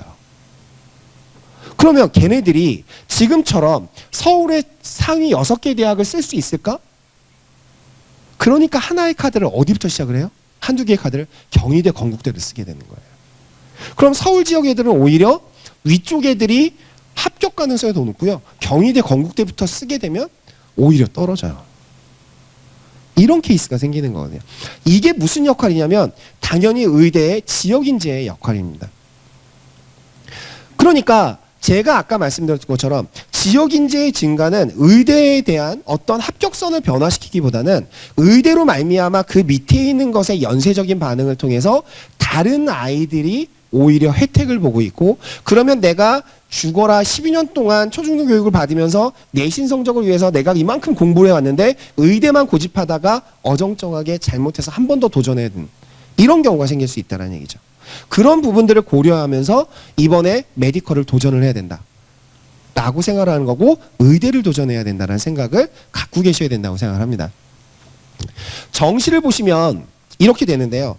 제가 말씀을 드리지만 아까 위에서 제가 좀 넘어가긴 했지만 올해 그럼 메디컬에 지역인재 전형이 많이 늘었어요. 어디가 영향을 받을까라고 하면 정시입니다. 수능입니다. 1등급 아이들은 많습니다. 의대에서 96%가 넘어가는 아이들은 실제로 많지 않습니다. 특히 비수도권 지역에서. 그러면 지역인재 전형이요, 저희가 의대가 아까 지역인재 전형 몇 개 한다고 그랬죠? 26개 대학이 진행을 하잖아요. 26개 대학에서 얘네들은 특별 전형이기 때문에 전형 신설이 되지 않습니다. 신설된 게 있습니다. 신설이 된 게 있는데 지금에 와서 정시를 뽑을 수는 있지 않습니다. 몇 개 대학이 없냐면 9개 대학입니다. 9개 대학이 정시에서 수능 지역인재 전형을 선발하지 않습니다. 이런 경우에만 일반 전형으로 넘길 수가 있습니다. 나머지는 어떻게 될까요? 정시 지역인재로 넘겨야 됩니다. 수시에서 안 되는. 그러면 당연히 아까 얘기했던 수능이 제 기억상에 139명 정도밖에 증가를 안 했거든요. 그런데 그 인원이 2월이 되면 어떠한 일이 벌어질까요? 훨씬 더 많아질 수 있는 거죠. 그렇죠? 그러니까 오히려 그런 부분들을 좀 생각을 해봤을 때는 정시 쪽에서의 흔들림이 더 클 수 있다. 서울 쪽에서 수도권에 있는 의대를 가려면 보통 몇 개를 틀려야 되냐면 6개 이내로 틀려야 의대를 갑니다. 즉 97%까지도 안 되고요. 98% 정도는 나와야 합니다. 그런데 지역에 내려가서 비선호인 의대들을 보게 되면 약 96%까지 가능합니다. 그렇게 되는데요. 지금 보시면 알겠지만 지금 서울의 약대 평균도 96이거든요. 그렇거든요. 그러니까 지역인재 전형의 정시는요, 생각보다 아까 얘기했잖아요. 내신이 좋은 아이들이 수능이 잘 나오더라. 지역도 마찬가지, 서울도 마찬가지긴 합니다. 그런데 수시로 지역인재로 공부 잘하는 아이들이 갔어요. 성적은요, 수능 성적이 낮을 수밖에 없는 구조가 나올 수 있습니다. 그러면 그 안에서 당연히 합격성이 떨어지게 되면 저는 어디가 변수냐? 수시에서의 변수보다는 정시에서의 변수가 더 크다. 그러면 내가 수능 최저만 맞추기 위해서 공부를 해야 될까? 그건 아니란 얘기죠. 어떤 저희가 모임에서 나오는 게 몇 %까지도 예상하냐면 지역인재 전형이 94, 93%까지도 합격선이 형성될 수도 있겠다라고 얘기합니다. 그럼 저희가 지역인재가 96%가 1등급이에요. 그죠? 93%면 89까지가 2등급이잖아요. 그러면 그 100분위에서도 해결할 수도 있을 수 있겠다라는 얘기도 합니다. 수능은요, 어떤 일이 벌어지냐면 수시나 정시나 그 생각을 좀 하셔야 됩니다. 어떤 생각을 하시냐면 자기 점수를 가지고 위쪽을 쓰기가 쉬울까요? 어려울까요? 저는 합니다. 저는 합니다. 저희 학교에서 제가 가장 공격적입니다. 제가 실제로 보면 2점대 중반, 막 3점대 막 이런 아이들이 있으면 3점대에 있는 아이들은 어디부터 어디까지 쓸까요? 서울대부터 아래로 쭉 씁니다. 저는 같은 레벨이라고 하는 대학을 같이 쓰지 않습니다. 절대 하나만 씁니다. A, B, C가 같은 그룹에 연결되어 있다 라고 하면 A를 붙나 B를 붙나 C를 붙나 뭔 차이가 있을까요? 저는 차이가 없다고 생각하거든요. 종으로 씁니다. 저희 학교 제가 3학년 부장하면서도 저희 선생님들 3학년 담임들 다 얘기하는 게 그렇습니다. 절대로 어떠한 그룹을 지어서 지원하지 말 것. 세로로 지원할 것.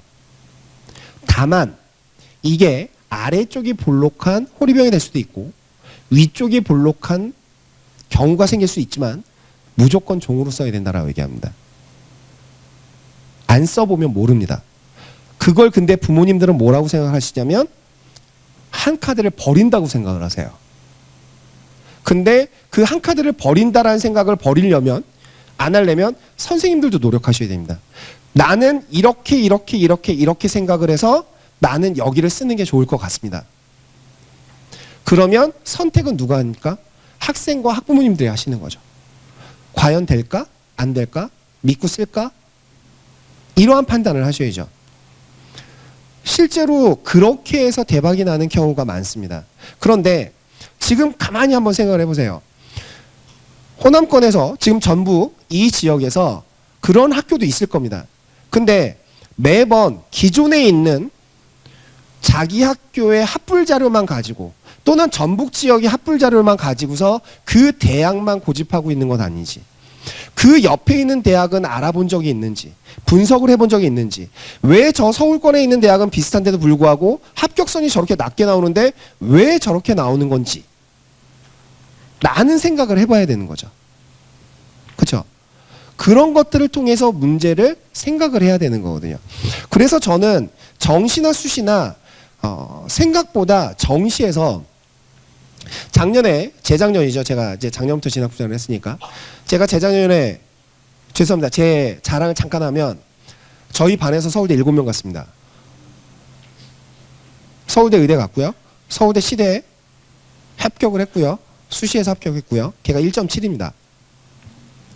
그리고요. 그 다음에 서울대 물리학과 그 다음 뭐 경영도 갔고요. 하여간 다 기억이 안 나네요. 7명인데요. 정시에 물리학과 간 애들은 점수가 몇 점이 차이 났을까요? 커트라인에 10점 이상 차이가 났습니다. 근데 그게 왜 가능할까요? 매번 진 모모사의 모의 지원을 통해서 여기는 무조건 칸수가 뭐 배터리 뭐 어쩌저쩌고 얘기하죠.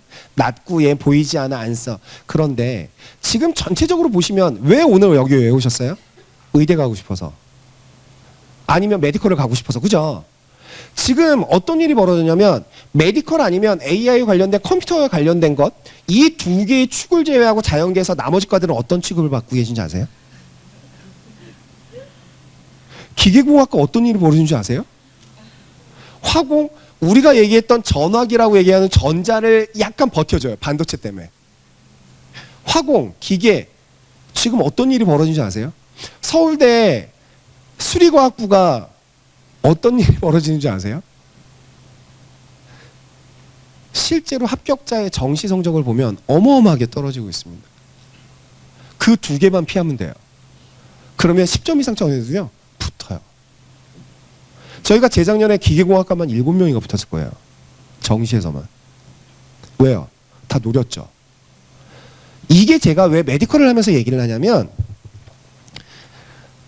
정시에서 왜 93, 94까지 될까라고 얘기하면 93, 94가 지금까지 지역인재 의대라고 해도 정시에서 뽑는다 해도 생각 자체를 안 하거든요.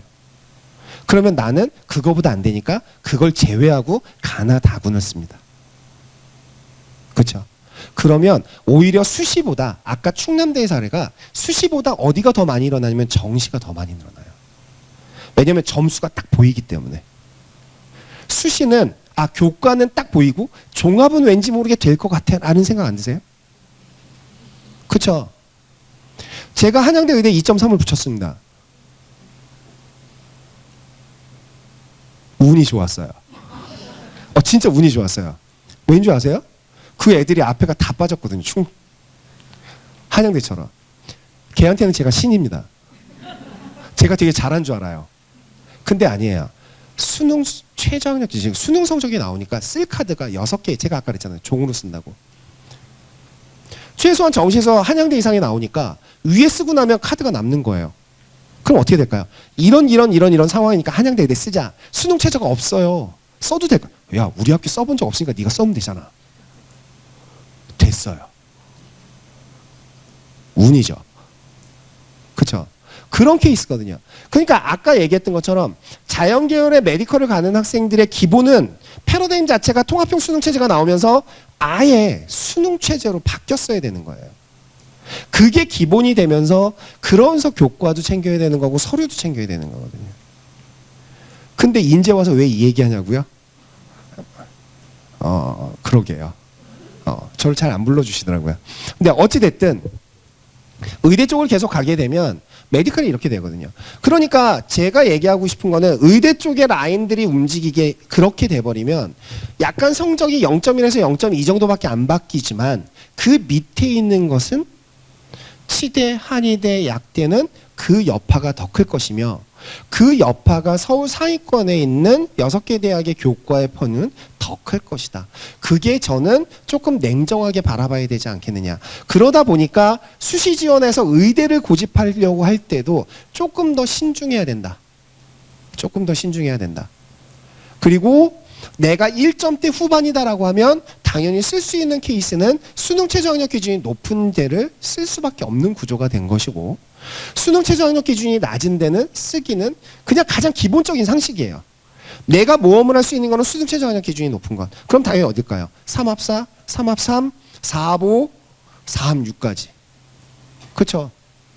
그런데 아까 기본으로 얘기했던 3합5 밑으로는 써도 1점대 후반이 붙을까? 라고 생각하면 쉽지는 않다.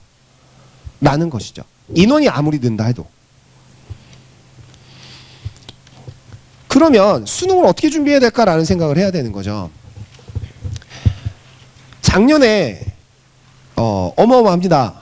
저희 보시면 시행계획에서 나왔지만 막 이렇게 나왔어요. 근데 갑자기 킬러 문제 배제한다고? 근데 작년에 안 어려웠을까요? 애들 다 죽으려고 그랬어요. 막 미칠 것 같았어요. 갔다 와서 우는 애들부터 선생님 이게 뭘까요? 이랬단 말이에요. 그래서 쭉 나왔는데 어찌됐든 간에 지금 보시면 이게 서울시 교육청의 8만 건의 성적입니다. 수능 성적입니다. 파란색이요. 미적, 기하의 과탐을 순수하게 본 아이들이고요. 나머지 빨간색은 뭐냐면 사탐을 보거나 미적 기하를 보지만 사탐을 보거나 또는 확통을 보면서 과탐을 보거나 혼합된 아이들이에요. 그래서 이렇게 봤을 때 작년 아래쪽에 있는 게 재작년이고 위에 있는 작년인데요. 그렇게 어렵게 나왔다라는 것이 왜 증명이 되냐면 1번 라인이 메디컬 라인입니다. 그렇죠? 1번 메디컬 라인의 기울기를 보시면요. 완만해졌죠. 그렇죠? 완만해졌다는 얘기는 그만큼 변별이 일어나서 얘네들이 갈렸다라는 얘기예요. 그만큼 어려웠다라는 얘기가 되는 거고요. 그 다음에 두 번째 있는 아이들이 서울 상위권부터 해서 중위권 대학 16개 대학을 지원하는 아이들인데요. 이 학생들을 지금 잠깐 보시면요. 빨간색과 파란색의 간격이 넓어졌죠. 그 얘기는 뭘까요? 미적분 애들이 훨씬 더 성적이 좋더라. 뭐 때문에? 수학 때문에요. 근데 지금 메디컬을 쓰는 아이들이 다 자연계잖아요. 미적 기하를 선택 안 하는 학생이 있을까요? 그건 없죠. 근데 그런 학생이 일부 있어요. 난 탐구를 사탐으로 하나 바꿀 거야. 난 수능 최저를 위해서. 그게 좋은 선택일까? 라는 것을 얘기했을 때는 저는 메디컬 지원하는 학생은 있을 수 없다라고 생각합니다. 저는.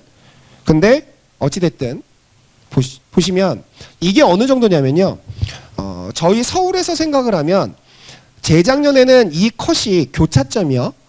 인서울 라인이었어요. 그래서 인서울 라인에서 교차 지원이 그렇게 많지가 않았거든요. 어차피 똑같았으니까 아이들이. 그런데 그게 어디까지 밀렸냐면 경기도권까지 밀렸습니다. 수도권 라인으로 바뀌었거든요. 이렇게 아이들이 자연계화 됐는데 저 1번 라인에서 2번 라인의 앞쪽에 위치해야만 메디컬을 갈 수 있다는 얘기죠. 수시에서 수능 최저를 맞추고 그 다음에 앞쪽으로 넘어가야 정시에서도 바라볼 수 있다라는 얘기거든요. 근데 왜 이런 일이 벌어졌을까요? 국어가 64명밖에 안 났고요. 만점자가. 수학은 612명이면 많을까요? 작년에도 6,000명 뽑았거든요. 수시를 빼도 2,000명이 되는데 그죠? 영어 1등은 4.7%였습니다. 이게 왜 이런 일이 벌어지냐면요. 지금 보시면 수학은 난이도가 좀 높은 문제가 늘었고요. 정답률만 보면 국어하고 영어는요. 중난도 문제가 나왔어요. 중간 난이도. 근데 왜 애들이 헉헉거렸느냐? 지금 보시면 이런 일이 벌어졌어요. 이건 아이들을 한번 봐주셔야 돼요. 얼마나 되냐면 2023년도에 보시면 35번과 39번의 정답률을 한번 보세요. 20%와 28.9%잖아요. 근데 오답률이 어디가 커요? 3번하고 4번이죠. 그러니까 오답을 갈 수 있는 경우가 빼고 나머지들의 퍼센트가 10% 안 되는 게 있어요. 그럼 여기는 뭘 했다는 얘기예요? 그냥 지운 거예요. 그쵸? 지우고 나서 이 둘 중에 하나만 찍으면 되겠다. 그쵸? 근데요. 작년 문제예요. 킬러 문제 배제했죠. 어떻게 됐을까요? 그럼 무슨 일이 벌어질까요? 제가 국어예요. 지문을 봤어요. 1번 선지에 1, 2, 3, 4, 5번이 있어요. 1번 선지를 봤어요. 지문 들어갔어요. 2번, 3번, 4번, 5번 답이 없네. 이게 뭐지? 그럼 무슨 일이 벌어질까요? 다시 들어가기 시작하는 거죠. 이게 언제까지요? 이 문제가 몇 가지일까요? 영어까지요. 그러면 수능이라고 하는 부분들이 같은 시간 속에서 시험을 보는데 다 풀고 나서 정석 좋은 아이들이 될 거야 라고 했는데 그걸 저희가 일명 타임어택이라 해서 주어진 시간에서 얼만큼의 얘가 이걸 해결했냐 이런 식으로 바뀌었다는 얘기죠. 그러면 갑자기 바뀌었어요. 아이들이 될까요? 쉽지 않죠. 근데 올해 6월 모평에 또 폭탄을 던졌어요. 미치는 거죠. 그러면 차라리 그런 생각도 하세요. 여기 계신 분들은 오히려 9월도 어렵게 나와라. 그리고 나는 아까 얘기했던 의대를 다 쓰자. 나 1점대 후반이어도 괜찮아. 왜? 애들 지원 안 할 거야. 수능 최저가 안 될 테니. 그쵸? 이게 지금 이 상황이거든요. 그러니까 당연히 뭐가 필요할까요? 이게 필요한 거예요. 그리고 시간이 문제고요. 이런 부분들이 생기니까 지금 선생님들도 답답하고 학생들도 미칠 것 같고 부모님들도 미치는 거예요. 근데 부모님들은 대부분 무슨 생각을 하시냐면 아이들의 점수만 보고 얘 올랐다 떨어졌다 이 생각만 하세요. 제가 서울에서 강의할 때 이제 저희 학교 학부모님들한테 제가 제발 비는 게 있어요. 고3 학부모님은 절대 모의고사 본 날 아이하고 만나기 전에 해야 될 일은 한 가지가 있다. 뭘 것 같으세요? 제발 뉴스 검색 좀 해라. 뉴스 검색 좀 해라. 왜 그런 얘기를 하냐면요. 아이들이 시험 보고 왔어요. 이렇게 어렵게 나왔어요. 근데 보통 내가 한 거의 90점 맞았는데 원점 시험 90점 맞았는데 얘가 85점, 84점 맞았어요. 오자마자 너 몇 점이야? 저 84점. 너 왜 떨어졌어? 그럼 애들은 어떻게 해요? 엄마는 아는 것도 없으면서 그럼 문 닫고 들어가요. 엄마가 아는 게 뭐야? 아빠가 아는 게 뭐야? 입시 모르잖아. 나한테 얘기하지 마. 내가 알아서 할 거야. 특히 아들들. 그러면서 입시에 대한 벽이 생기기 시작하시죠. 딸은 삐지거나 울거나 그러면서 그게 좀 지나면 자기 연민에 빠집니다. 왜 이 세상은 나를 이렇게 힘들게 할까? 그런 일이 벌어지거든요. 그러니까 이게 제발 이번 6월 달도 마찬가지인 거예요. 아이들이 보고 오면 부모님들이 보시고 어렵게 나왔네? 90점을 맞은 게 80점을 맞았다. 너 잘 버텼어. 너 정말 끝까지 할 수 있어. 이 얘기가 더 필요하지 않을까요? 그건 모의고사를 볼 때마다 분명히 아이와 만나기 전에 최소한의 부모님들이 하셔야 되는 얘기들이에요. 여기 학생들이 있는데 그거 부모님한테 하는지 안 하는지 시험하지 말고. 실제로 그렇거든요. 그러니까 그걸 해주시면 아이도 지금 이런 상황에서 얼마나 답답할까요? 누가 하나는 알아줘야 될 거 아니에요. 근데 이게 어렵다라고 그냥 얘기하는 것이 아니라요. 이게 지금 이러한 발표들이 나오는데요. 이게 어렵다라는 것보다는 저희 학교 선생님들 대부분 어떤 얘기를 하냐면 국어 수학에서 국어 영어, 특히 국어 영어에서 아이들이 기본을 안 한다라고 얘기합니다. 선생님들은 좀 이해하실 거예요. 애들 올해 6월 모평 보면서 저희 국어과 선생님들이 전부 다 모여서 저희 회의하거든요. 회의하면 딱 한마디가 나왔어요. 이거 둘 다 어려운 거 맞아. 하지만 수능 특강에 나와 있는 문학 작품만이라도 지들이 공부를 했으면 거기에서 시간을 좀 벌 수 있었을 거야. 그 시간을 벌어서 비문학이 어려웠던 거를 내가 더 투자를 해서 그만큼 만회를 할 수 있었을 거야. 근데 얘네들 안 해. 이 얘기가 첫 번째예요. 영어 시간에 뭐라고 하냐면요. 특강을 듣지도 않아. 간접 연계거든요. 간접 연계라 할지라도 그거에 대한 유형 이런 것들을 기본적으로 배웠으면 충분히 시간이나 이런 부분들을 줄이면서 투자할 수 있는 어려운 부분에 투자할 수 있는 부분들을 안 하더라. 그러니까 뭐가 되냐면 시간을 벌지 못하고 헉헉대는 거예요.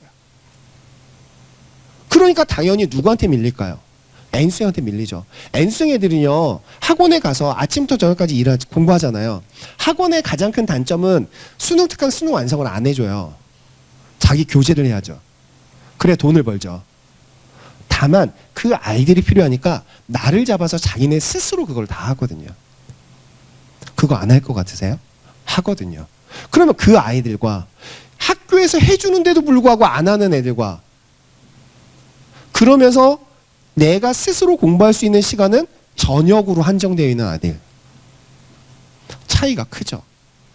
그러면 내가 N수생 애들이 낮에도 수능 준비를 하는 걸 왜 학교에서 낮 시간에 수능 준비를 할 수 있는 경우를 학교에서 제공을 하는데도 왜 안 하느냐. 그러니까 학생들도 반성을 해야 된다는 얘기예요.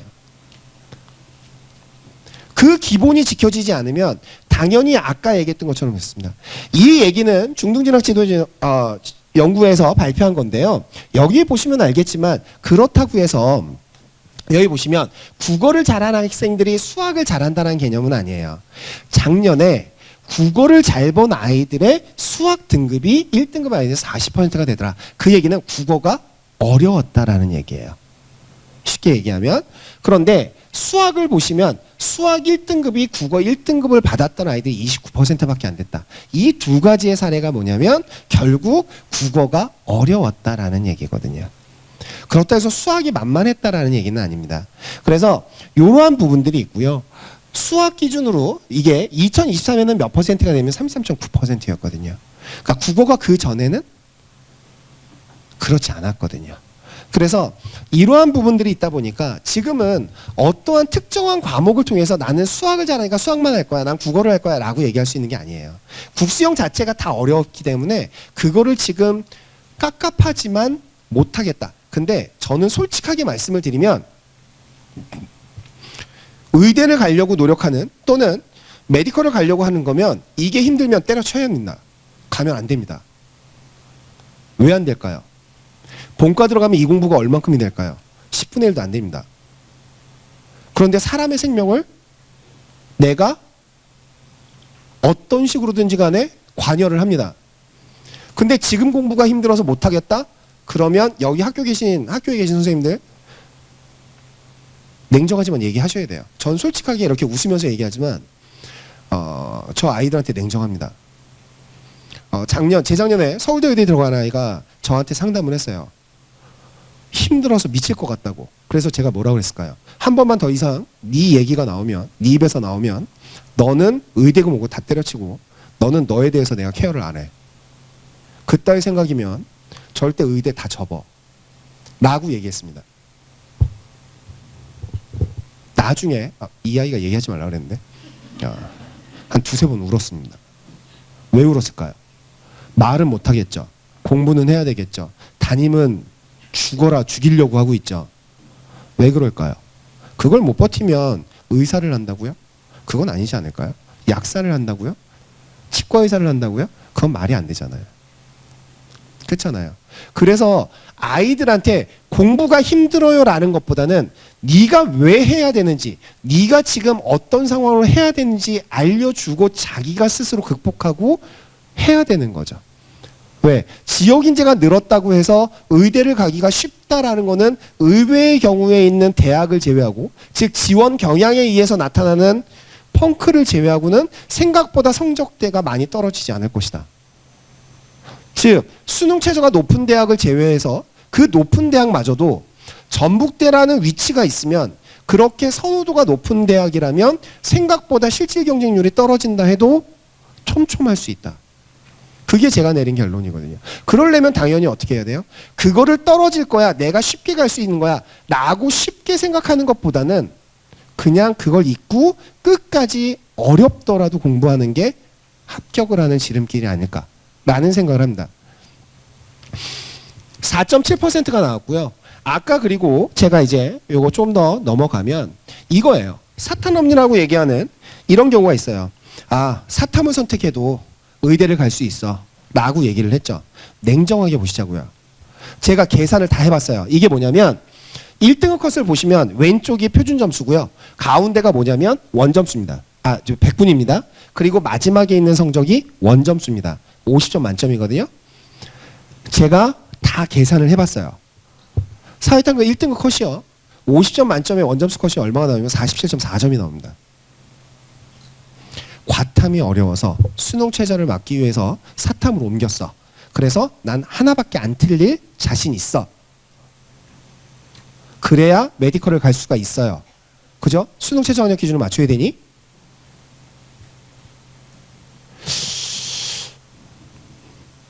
과탐이요. 저도 화학 선생인데요. 보통 화학의 기본적인 걸 알면 제가 몇 점을 맞을 수 있다면 37점에서 39점이라고 얘기합니다. 저희 아이들한테. 그러면 보통 1등 컷 자체가 과탐을 보시면 알겠지만 원점수를 보시면 물화생지 원 과목을 보면 40점대 초반입니다.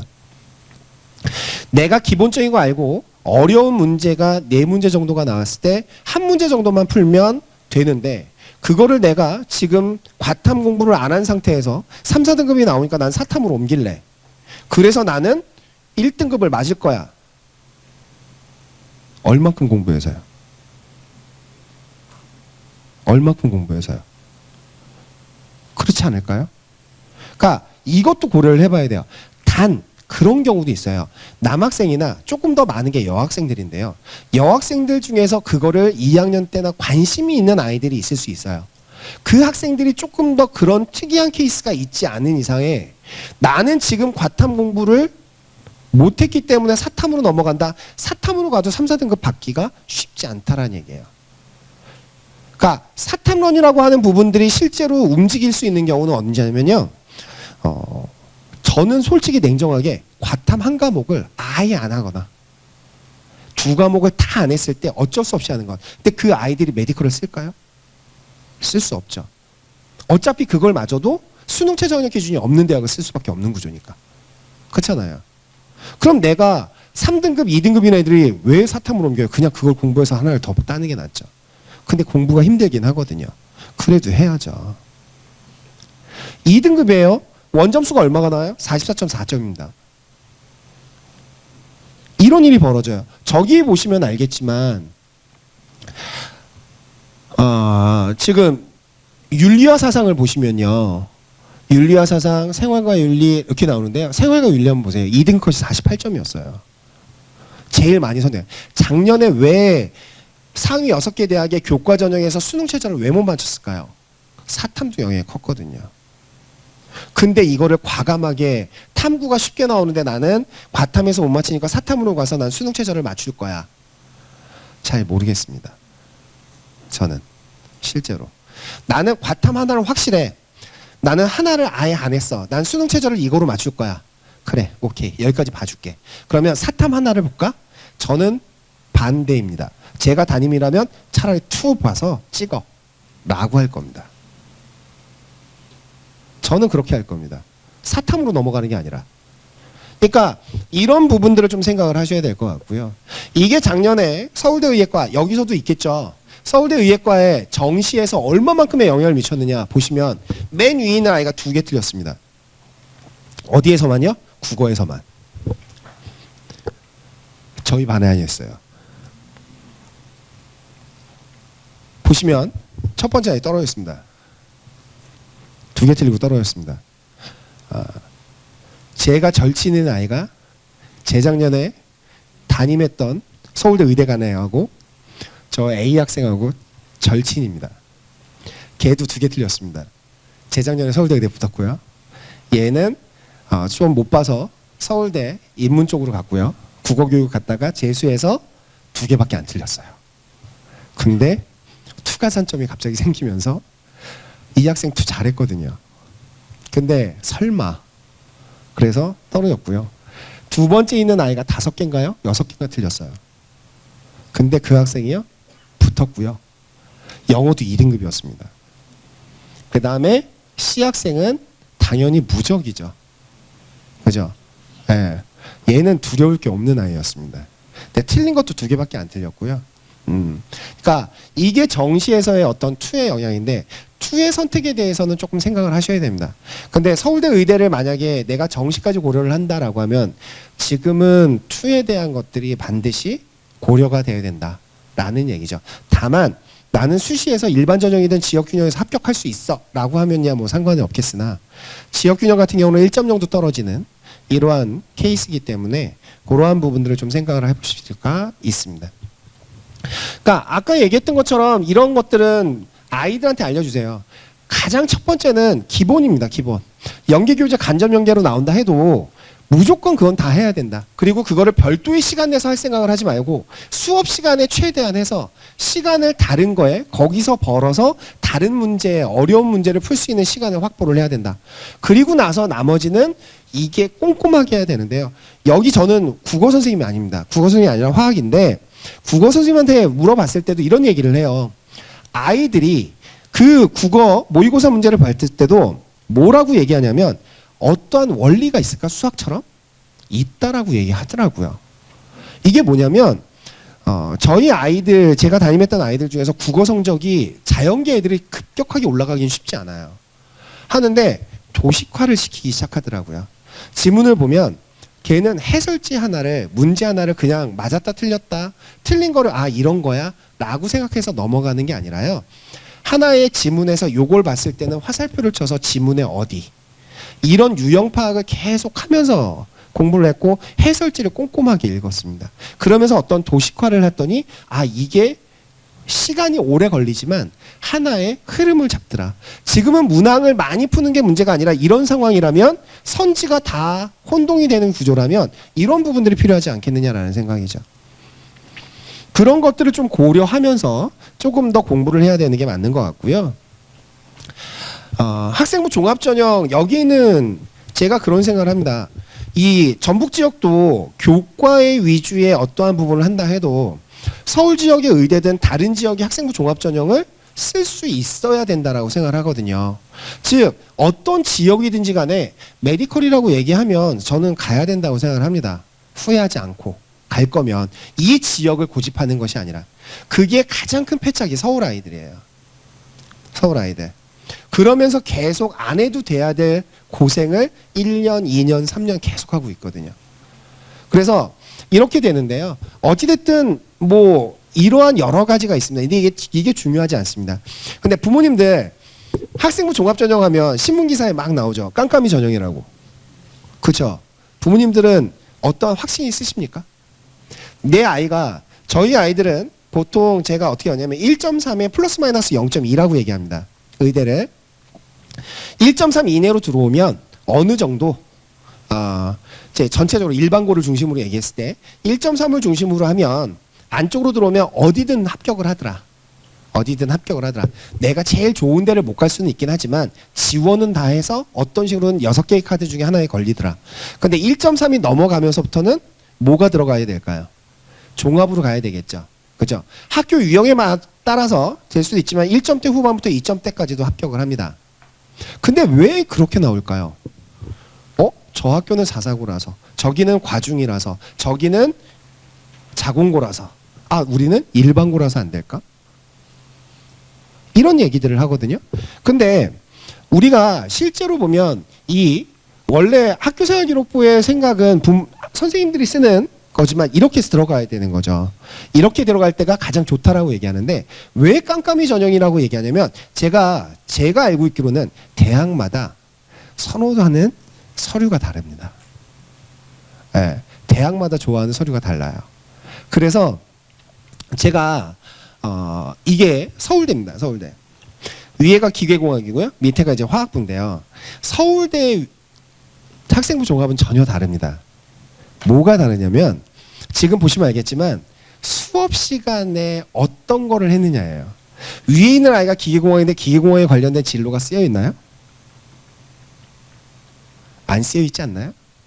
밑에 있는 화학이잖아요. 전자가 존재할 확률, 요거는 화학의 내용이에요. 근데 전부 다 무슨 내용만 써 있죠? 수학이요. 왜? 저걸 해결하기 위해서 나는 얼마만큼 집요하게 수업 시간에 내가 집요하게 파고들었느냐 이거거든요. 그리고 내가 이걸 만약에 했으면 이걸 가지고 난 이렇게 한번 생각해서 뭔가 활용해보지 않을까?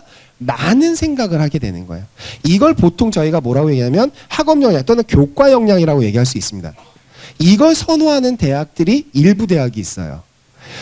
영상을 찍어서 제가 대학의 실명을 바꿀 수는 없지만 몇 개 대학이 이런 대학이 있습니다. 이런 대학이 있고요. 또 보여드릴게요. 이게 서울대가 생각하는 거고요. 이게 경희대 가이드부인데 생물학 겁니다. 이 학교를 보면 이것도 학업 역량이라고 생각합니다. 그러니까 내신 성적만이 학업 역량이라고 보는 것이 아니라 이렇게 적극성을 갖고 있는 것. 그럼 얘는 막 도전하고 자기가 해결하려고 노력하고 수업에 해결할 거야 라고 얘기를 하는 경우입니다. 그렇게 해서 이렇게 발표가 됐는데 요거 자세한 얘기는 경희대 홈페이지에 들어가서 학생부 그 가이드북을 보시면 충분히 다 나와 있습니다. 똑같은 내용입니다. 근데 이건 자율활동인데 얘가 곤충을 가지고 얘기를 했어요. 주제를. 곤충을 다 했는데요. 여기는 뭐 그렇다고 쳐요. 여기는. 진로활동 한번 볼까요? 진로 역량? 다 교과죠. 그쵸? 근데 창의적 체험활동에서 그래 이럴 수 있어. 교과에서 이렇게 얘기했습니다. 교과에도 수업 시간에 전부 다 뭐에 대한 얘기예요? 곤충에 대한 얘기예요. 그쵸? 서울대하고 비슷한가요? 전혀 좀 성격이 다르지 않나요? 그죠? 이런 대학이 또 있는 거예요. 이런 대학이. 그러면 지금부터 생각을 해보시는 거죠. 어떤 게 어떻게 써야 될까? 이렇게 써야 될까? 저렇게 써야 될까? 그러니까 알 수 없어. 내가 이렇게 썼는데 어쩔 때는 이 대학은 붙었지만 이 대학은 어떻게 쓰니까 또 떨어져. 제가 내신 성적이 더 좋은데 왜 쟤가 떨어지고 얘가 붙었을까? 라는 것들이 실제로 이러한 가이드북들을 좀 사례들을 보면서 그 대학이 요구하는 학생부의 서류가 뭔지 알아야 맞춤형으로 쓰죠. 그 대학만 바라보고 가나요? 그건 아니잖아요. 그럼 어떻게 해야 될까요? 어떻게 해야 될까요? 뭘 어떻게 해요? 그냥 섞으면 되죠. 쉬운데 안 하거든요. 섞으면 되죠. 안 그래요? 어렵게 생각하지 마시고 의대 학생부라고 얘기하는 게 되게 굉장히 깊은 내용이다라고 생각을 하시고 하는데 보세요. 전북 지역에 전부 다 교과로 뽑아요. 원광대 빼고. 그렇죠? 교과 성적이에요. 공부 죽어라 했어요. 하면서도 학교 활동 안 하나요? 하죠. 학교생활 학생부 되게 많이 잘 쓸 거예요. 전북 지원만 지원할 건 아니잖아요. 그러면 학생부 종합전이 제일 많은 데 어디예요? 수도권이에요. 그럼 수도권에도 지원을 해야 돼요. 안 되면 경상권이에요. 그죠? 경상권에도 학생부 종합전이 많아요. 경북대가 이런 얘기를 했죠. 경북대 합격자가 제가 봐도 2점대 초반인 아이들 저희 학교 애들도 많이 됩니다. 1점대 후반도 되고요. 경북대에서 아예 대놓고 얘기하거든요. 우리 내신 성적 안 볼 거야. 서류평가로 제대로 할래. 이러니까 이제 애들을 다 지원하거든요. 그러니까 제가 아까도 말씀드렸잖아요. 이쪽 지역만 고집하는 것이 아니라 조금 더 넓게 보셔야 된다고. 의대를 가실 거면. 근데 아이들이 MZ세대라고 하는 아이들이 처음에는 제가 그런 생각을 했어요. 조금 애들 굉장히 합리적입니다. 말 되게 잘합니다. 어쩔 때는 막 그러고 싶을 정도로 말 잘합니다. 그죠? 이해하시죠? 근데 얘네들이 제가 한 3년 전, 4년 전에 지원하는 걸 보면서 그런 생각을 하는 거예요. 지방을 안 간대요. 지역을 안 가고 의대라도 안 가고 아무 데도 안 가고 나는 서울대를 가겠다. 왜? 그랬더니 뭐 제가 뭐 어쩌고저쩌고 얘기하는데 학교의 어떤 상징성. 나는 이 정도 다니고 있다. 그리고 나는 집에서 가까워. 이러한 부분들. 그래서 쟤네들이 조금 생각이 조금 합리적이고 막 이러지만 게으르다. 저는 이렇게 평가를 했어요. 근데 그 뒤에 1년 지나고 나서 무슨 평가를 했냐면 아이들이요. 코로나를 지나고 뭘 하다 보니까 새로운 환경에 도전하거나 적극적으로 하기에는 두려움이 좀 많아요. 애들이 겁 많은 성격들이 좀 많아졌다라는 판단을 했어요.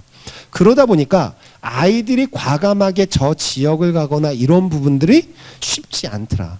그러니까 이제 지원 경향 자체도 좀 좁게 움직이는 케이스를 갖고 그러다 보니까 이렇게 지역 인재가 나오면서 의대가 나오더라도 합격선이 약간씩 고정화되고 있는, 그러니까 인원이 늘었어도 그 지역의 수능의 준비도가 얼만큼 됐느냐에 따라서 변화가 생기는, 이렇게 돼버릴 수밖에 없는 구조가 되었다라고 판단을 하거든요.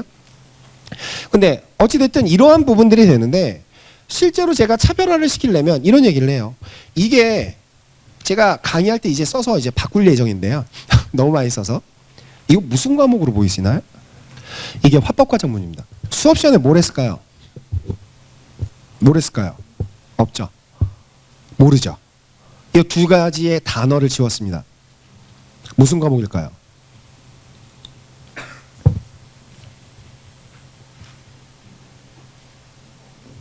영어입니다. 메디컬 가는 애 같죠? 그죠? 이런 부분들이 생기다 보니까 무슨 일이 벌어지기 시작했냐면 첫 번째 학생부 교과 전형에서 의대도 마찬가지지만 서울대도 그렇고 뭐 고대나 지금 보시면 알겠지만 대학에서 교과 전형에서 서류 평가라는 부분들을 도입하기 시작했습니다. 왜 했을까요? 첫 번째는 과목 선택 때문이었습니다. 쉬운 과목으로 가서 성적을 좋게 받으려고 하지 않았냐. 그런데 이제는 조금 더 달라졌습니다. 두 번째, 얘가 정말 열심히 했을까? 라는 거거든요. 근데 이런 부분이 어떤 지역에서는 과해서 음악과 미술 시간에도 의대와 연결을 짓습니다.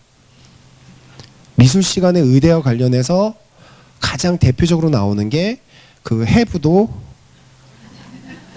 근육의 표현이나 이런 것들, 그 전시에 있었잖아요. 그죠? 그런 걸 보면서 근육을 섬세하게 표현하고 그게 왜 필요한지는 잘 모르겠습니다. 음악 시간에 했더니 그 음악을 보면서 음정을 보면서 의사들도 심리치료 기술에 대한 어떤 뭐 치료의 어떠한 방법 중에 하나가 음악 치료가 있고 막 이렇게 나옵니다. 제가 왜 이걸 할까요? 많은 학생부를 봤을 때 공통점이 있기 때문이죠.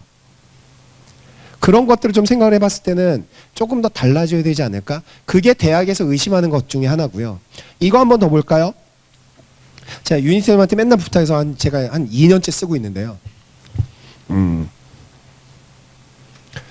여러분들이 전부 다 치킨집 사장님입니다. 부모님들이. A라는 알바를 뽑으실까요? B라는 알바를 뽑으실까요?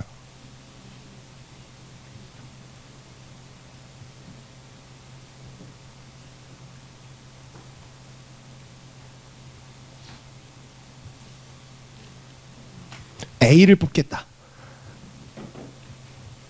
오, 좀 계시네요. B를 뽑으시겠다. 오, B가 훨씬 많으시네요. 그죠? 이게 왜 나오기 시작했냐면 이런 얘기예요.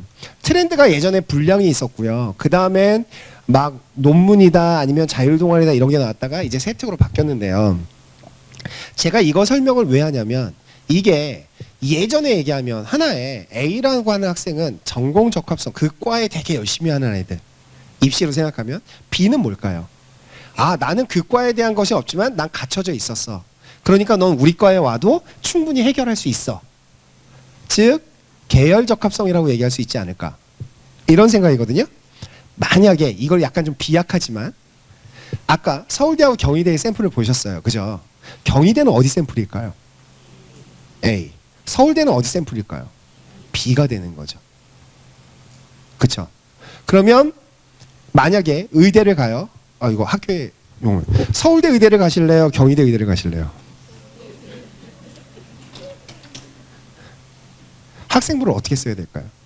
근데 서울대 의대는 떨어질 확률이 많이 커요. 경희대는 학생부 잘 쓰면 될 것 같기도 해요. 이게 문제인 거죠. 그래서 저는 그런 생각을 하는 거죠. 실제로 보면 이런 것들이 이제 보통 저는 아예 저희 학교 선생님들한테도 마찬가지지만 이런 얘기를 합니다. 이런 걸 수업 시간에 배워요. 그리고 나서 그 궁금증을 내가 어떤 다른 과목에서 배우든 뭘 하든 그걸 파고 들어가는 것들이 필요하다. 진로 불안해서 쓰고 싶으면 마지막 단란에 아예 나눠서 써라. 이렇게 얘기를 합니다. 그러면 석지 않았을까라는 거거든요. 근데 이런 부분들이 조금 더 되는 건데 어찌됐든 다른 과목에서 이거를 해결하려고 아까 서울대 화학부에 보면 전자가 발견된 확률을 가지고 얘기할 때 뭐라고 했어요? 다 수학으로 접근을 해서 이걸 해결하기 위해서 수학적 능력을 키워야 되는 것 이런 부분들을 어필을 했다라는 얘기죠. 이런 부분들이에요. 또 하나를 보시면 동아리 시간에는 이런 식이에요.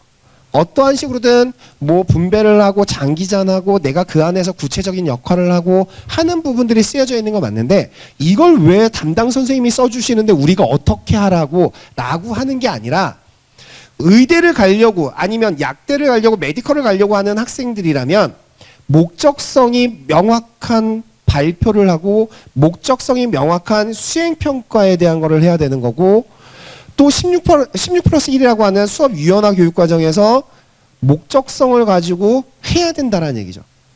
나는 구체적으로 이걸 왜 하게 됐고 이걸 수업 시간에 해결을 못하니 실험을 할 수 있는 경우가 동아리밖에 없더라. 그러면 수업 시간에 궁금증을 동아리 구성원이랑 같이 얘기해서 그 동아리에서 실험을 해서 이걸 어떻게든 해결하려고 실패해도 상관이 없더라. 어디까지 가느라도. 저는 그런 얘기를 합니다. 저희 학교 아이들한테 이런 얘기도 해요. 너 그래 이거에서 궁금했지. 그래 궁금해서 이걸 알아보고 책도 알아보고 뭐 다른 것도 알아보고 다 했잖아. 그치? 근데 이해해 아무튼 못합니다. 어디서 막혔어? 여기서 막혔습니다. 그래? 그거 실직이 발표해. 그럼 저는 그대로 써줍니다. 얘는 이렇게까지 노력했는데 이 시기에서 막혀서 이걸 해결하지 못했다. 그게 나쁜 학생부일까요? 노력을 했잖아요. 근데 얘가 이해할 수 없는 거거든요. 대학에서 원하는 경우가 대학원생을 뽑나요? 대학생을 뽑나요? 대학생을 뽑긴 하더라고요. 그죠? 아니잖아요. 고등학교의 교육과정을 이수한 아이들을 뽑는 거예요. 그러면 솔직함이 더 필요한 거고 그 솔직함을 어필하는데 내가 어디까지 대고 하는 거죠. 그런 얘기도 있습니다. 만약에 여기 앞에 계신 어머니인데 자기 아이들이 있어요. 그죠? 아이가 있는데 거기 학생부에 선생님들이 이렇게 해서 얘는 매 수업 시간에 집중이 있고 막 이렇게 해서 성실하고 이 학생은 진짜 타의 모범이 돼. 이렇게 썼어요. 이쪽 학부모인데요. 이 아이는 뭐뭐 했고 뭐뭐뭐 했고 뭐뭐뭐 해서 뭐 이렇게 했습니다. 부모님이 딱 읽어보시면 뭐가 기분이 좋으실까요? 잘했다라는 게 중요해요. 여기 열받으시겠죠. 읽어보시면 그죠? 되게 잘하는 수죠. 근데 오히려 그걸 다르게 생각을 한번 해보세요. 전국에 있는 41만 명에 해당되는 고3 학생들의 학생부에서 잘못했다라고 써는 학생부가 몇 개나 됐을까요? 그리고 최상위권 학생들이 쓰고 있는 1등급 때 초반, 중반까지 쓰는 아이들의 학생부의 내용에서 아이들이 잘못했다라고 쓰거나 아이들의 지적을 하는 케이스가 있을까요? 그러니까 오히려 모 대학에서는 학생부가 무미건조한 것이 더 낫다라고도 얘기합니다. 왜?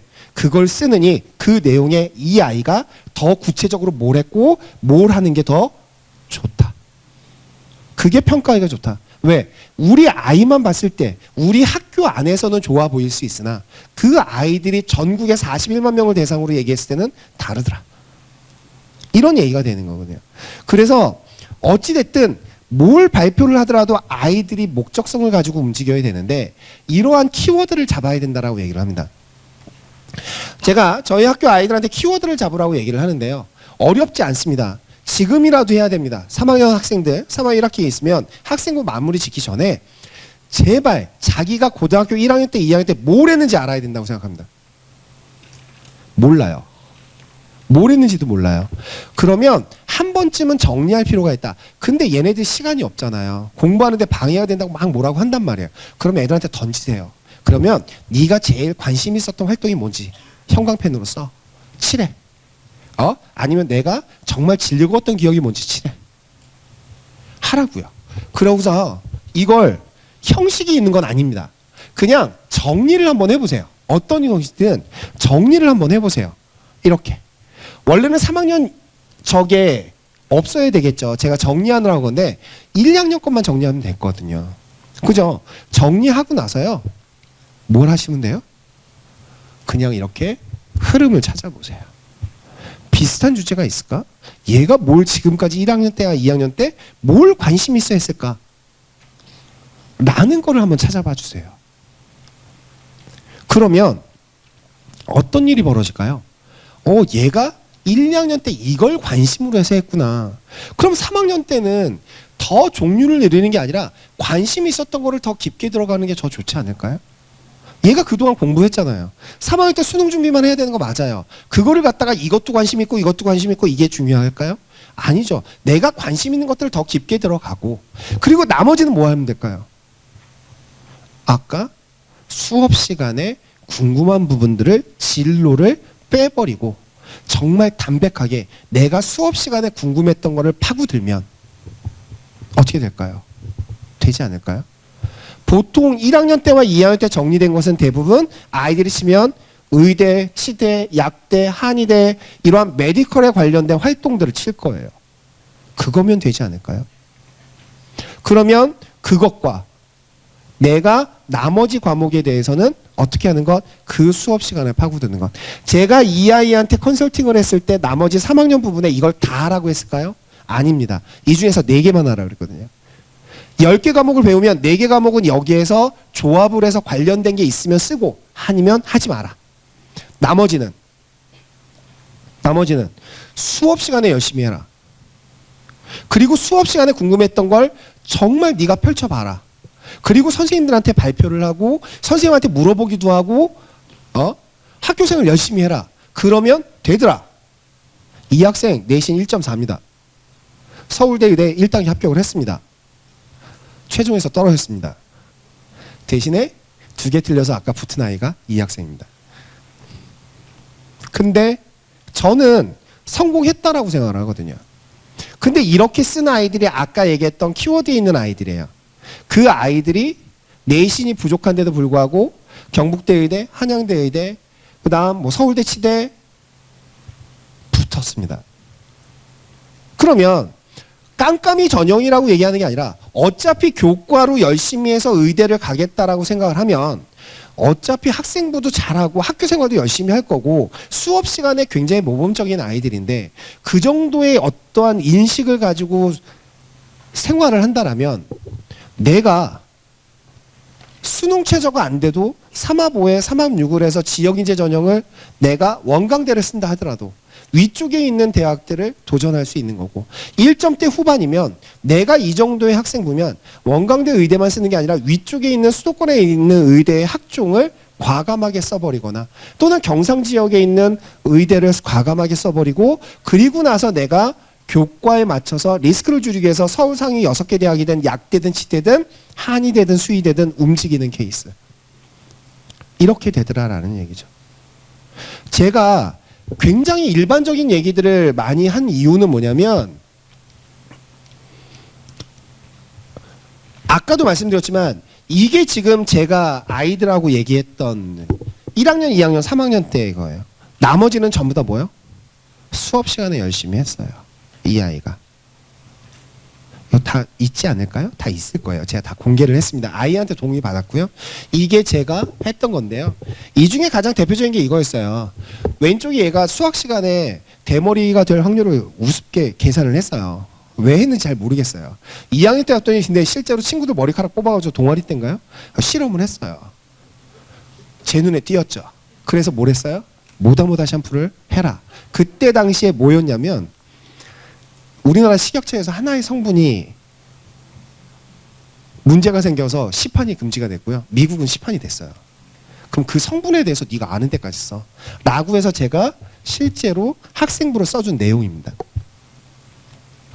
어렵게 쓰지 않았어요. 예전처럼 논문 쓰고 그러지 않습니다. 저희.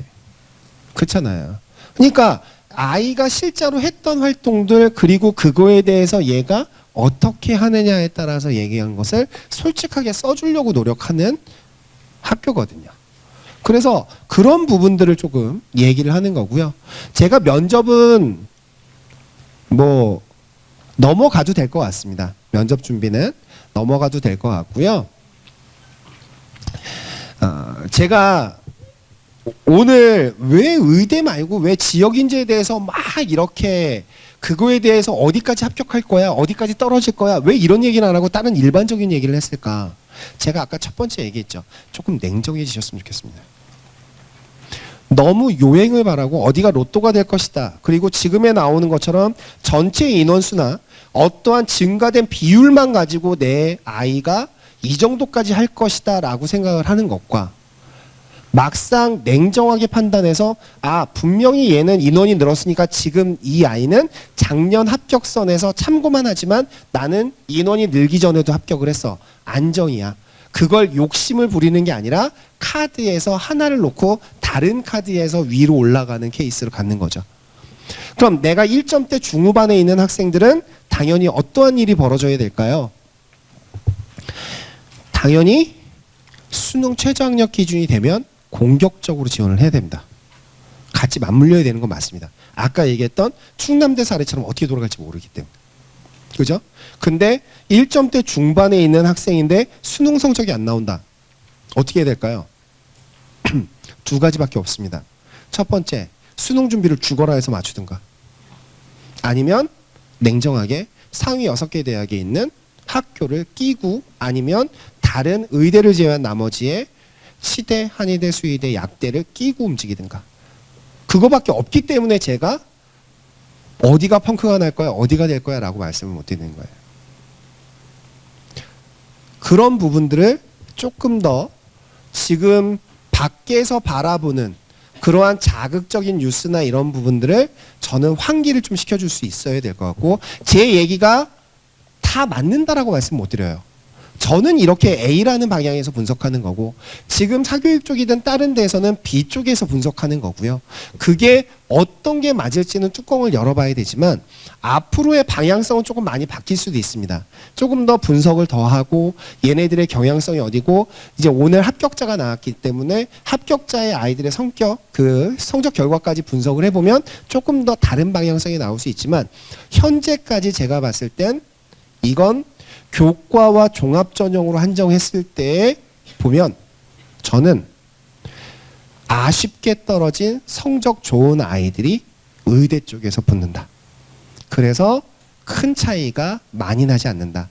다만 의대를 제외한 나머지에 대한 학교들, 학과들이 영향이 훨씬 더 크게 나타날 것이다. 그래서 이런 얘기인데요. 당연히 수능 전형을 고려를 해야 됩니다.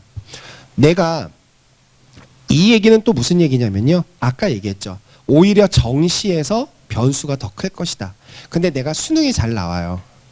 내신 성적이 조금 떨어지더라도 내가 수능에서 안정적으로 6월이랑 9월에 모의평가와 수능에서도 잘 나온다면 정시가 합격선이 낮게 나올 수 있기 때문에 정시를 기준으로 해서 수시 전략을 써야 된다. 즉 수시에 6개만 생각하는 게 아니라 9개를 놓고 움직여야 된다.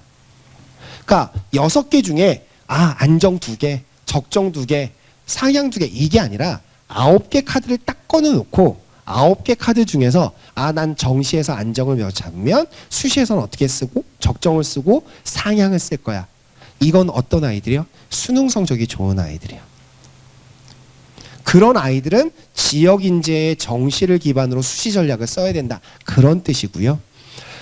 당연히 아까 얘기했던 것처럼 수능 최저 학력 기준이 없으면 메디컬은 그림의 떡이고요. 그냥 쳐다보고 내일은 나하고 상관없는 그들만의 리그, 그 아이들에만 되는 이러한 부러움의 대상밖에 되지 않는 이런 것이 실제로 메디컬입니다.